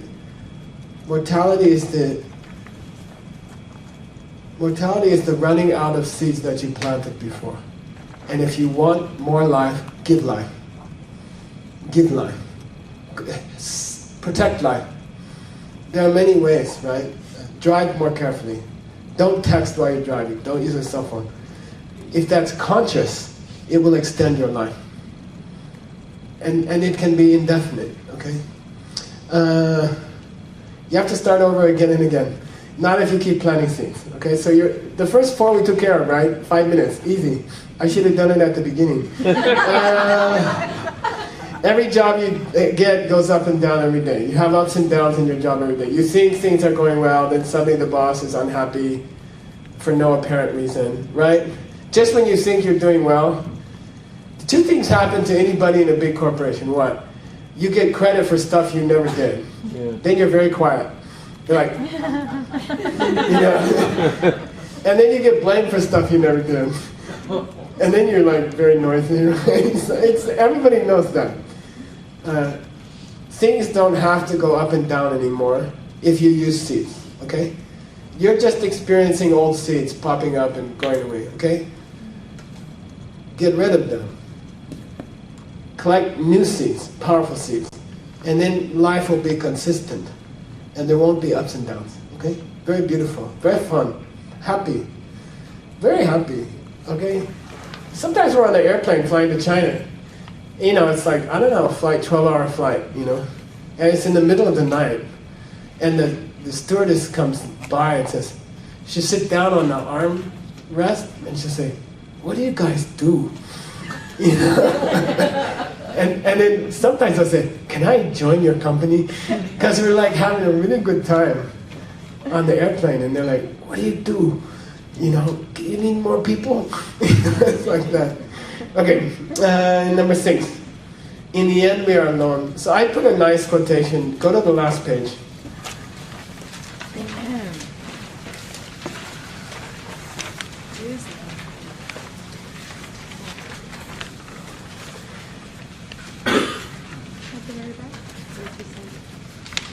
So there's an ancient tradition in Tibet that Lord Buddha got enlightened. That Lord Buddha was very close to getting enlightened. And then he had some subtle obstacle in his mind, and he couldn't make a breakthrough. Like he's sitting under the Bodhi tree, right? In Bodh Gaya, which at the time was called Vajrasana. And he's sitting under the Bodhi Vriksha, and he's meditating, and he can't do it. He can't break through the final tiny thing. He can't do it. So there's a tradition in Tibet that says, in India, that says all the Buddhas held a meeting. The people who already got enlightened, which there are countless, they had a meeting. And they said, there's a guy on earth, he's trying to get enlightened, he's sitting under some tree. What are we going to do? He's got to make a breakthrough. And then they said, it's obvious, he needs a partner. He needs a partner, a spiritual partner. And this is the belief in our tradition, in the Dalai Lama's tradition. This is the belief that the final breakthrough has to be done with a partner. Okay? So they call this lady. Her name was Tila Uttama, and they call on this angel, and they say, you'll get this guy. He's trying to get enlightened. He needs a breakthrough. We need somebody to help him meditate with him. And they sent her, and she meditated with him. And there's this beautiful, beautiful story that when the sun came up, they got enlightened together. Very beautiful story. This is the real story of how the Buddha got enlightened. Okay, it means that in our tradition, at least, a partner is a very important thing. It's almost a path to enlightenment. It's very good. The reason everybody in the world wants a partner is more deep than you suspect. It's not just a physical, it's not procreation alone. There's a deeper spiritual reason to have a partner. They complete you chronically. They together you complete each other, okay? And spiritually you complete each other. So there's a higher goals. That's why people crave partnership or crave companionship. It's not just physical or emotional, it's also a very high spiritual thing. They want to be completed by another person. Then you just go to the nursing home, okay? And you serve a lonely person. And that will create a partner. And that's beautiful. She did it. She asked me, I want a partner, Geshe. I gave her this talk. She got married 2 months ago. It was very pleasant. We all went. I helped to do the ceremony. It worked for her. Okay, she's a good advertisement. Last thing. And then I'll take questions. If anybody wants to stay, you can stay, and I'll take questions. If you want to go, you can go.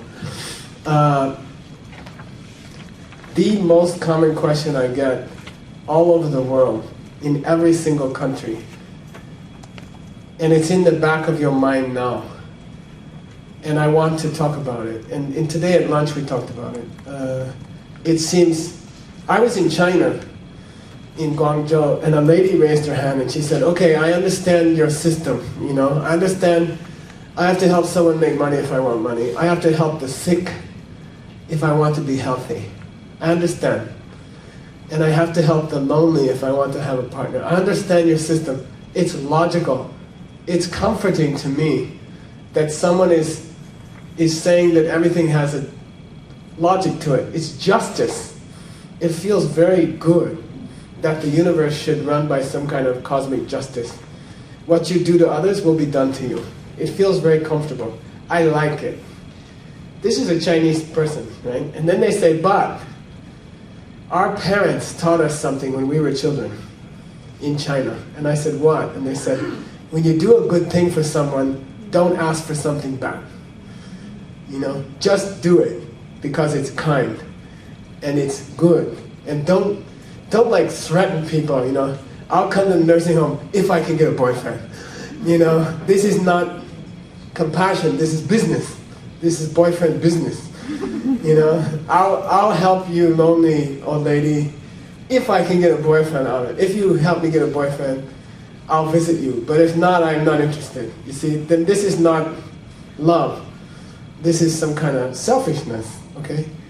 And I agree, if you use an older person to get a boyfriend, will you get a boyfriend or not?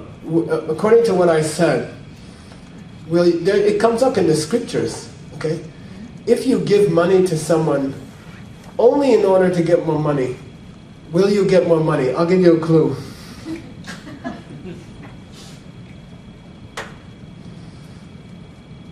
If you drop a pen with a noble intention, or if you drop a pen with a selfish intention, will it drop in both cases?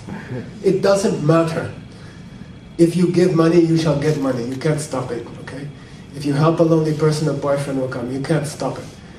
But if you use her, if you're selfish, what will the boyfriend be like? Yeah. Okay? Yeah. He'll be a selfish son of a gun. Okay? You gotta understand that about this system. You can't be selfish and use this system. Will it work? Yes. Will you be surrounded by creepy, selfish people as you have your Mercedes-Benz? Yes. And you've seen people, they made money and they're surrounded by creepy, selfish people. So how do I get out of this problem? How do I make it compassionate? How do I make the process of getting a boyfriend compassionate? Okay? And it's very beautiful. There's no time.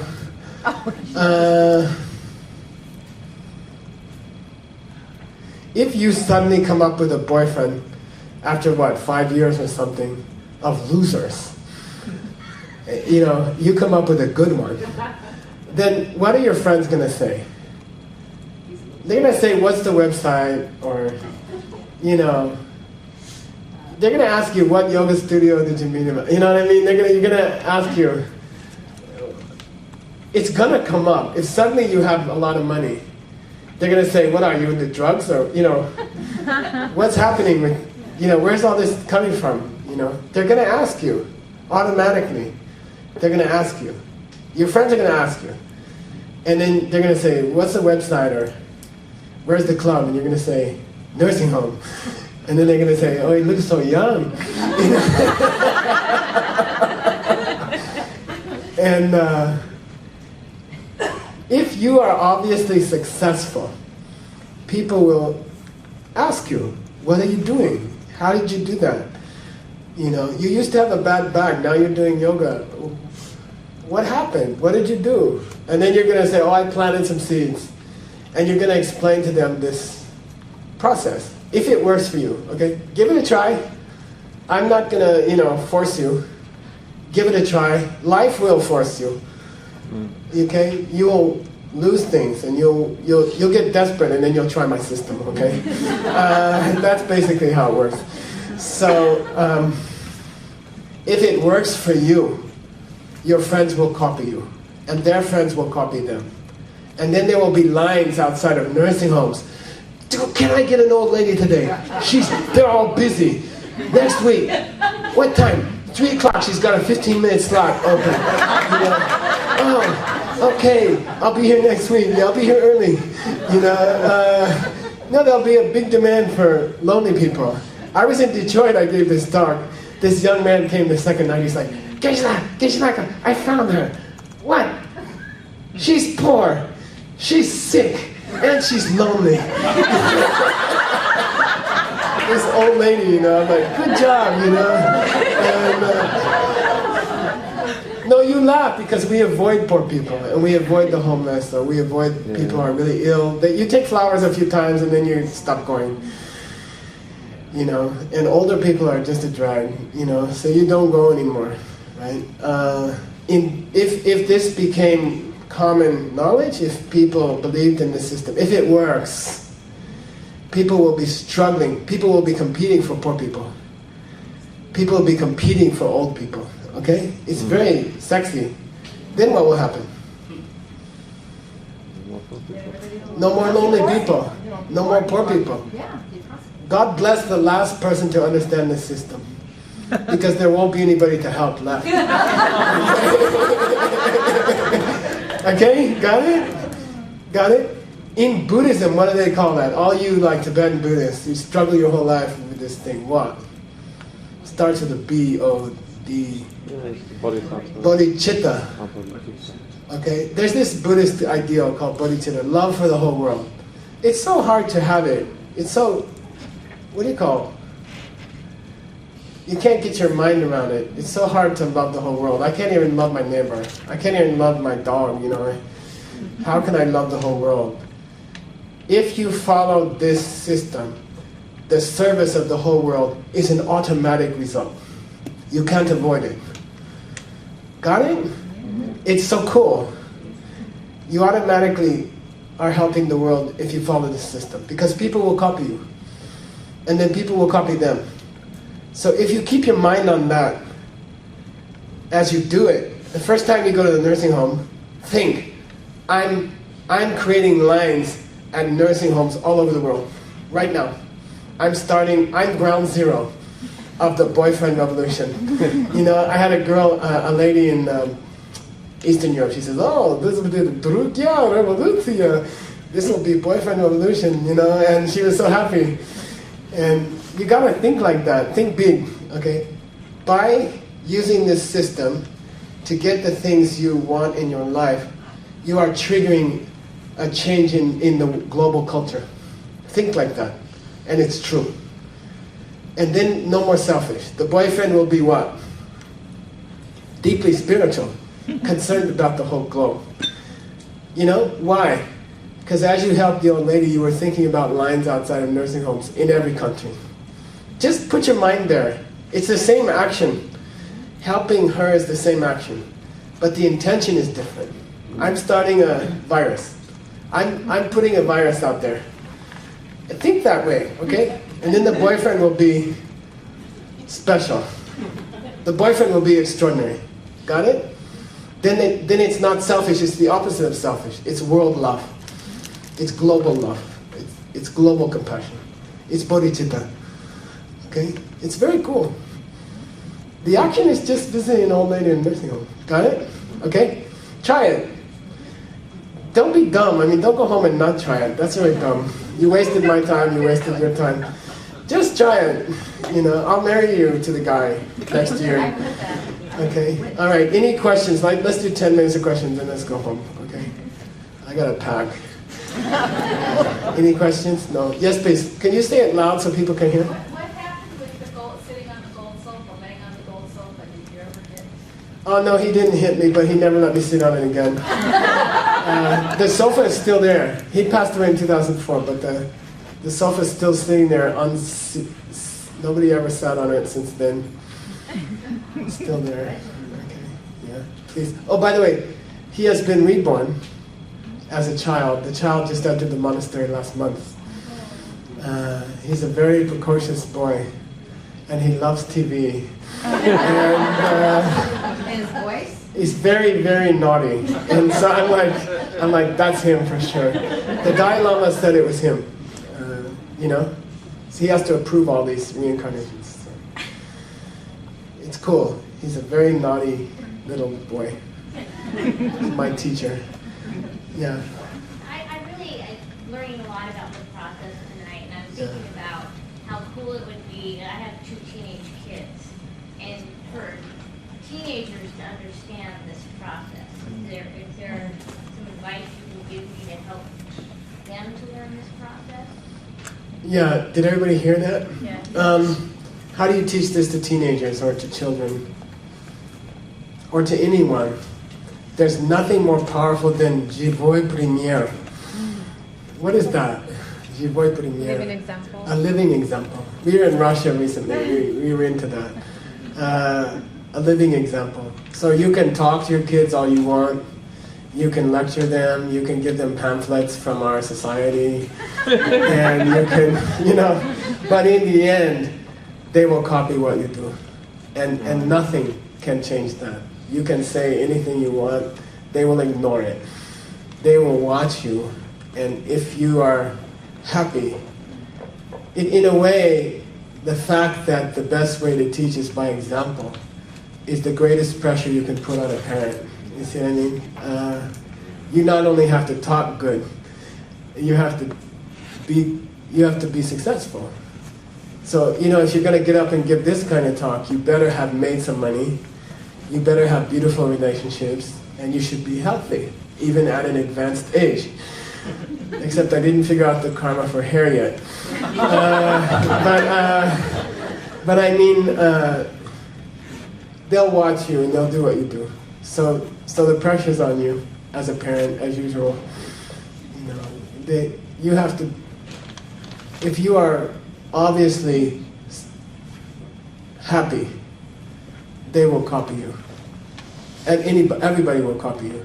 And if you try to teach and you're not happy, there'll be a problem. There'll be a disconnect somewhere. People will say, after a while they'll get tired and they'll say, it didn't work for him, it's not going to work for me. I have this joke about meditation teacher. I will teach you meditation, and everyone's like, I don't know what meditation you're doing, but I'll pass on that one. You know, you have to be... So anyway, I heard the Dalai Lama tell somebody that, you know, as a parent, it's example, and as any kind of teacher, you have to be good at what you do, and then people will imitate you. Okay, any other question? No? Okay, let's go to bed. I'd like to thank Ami and Mark. Could you stand up and... Yeah.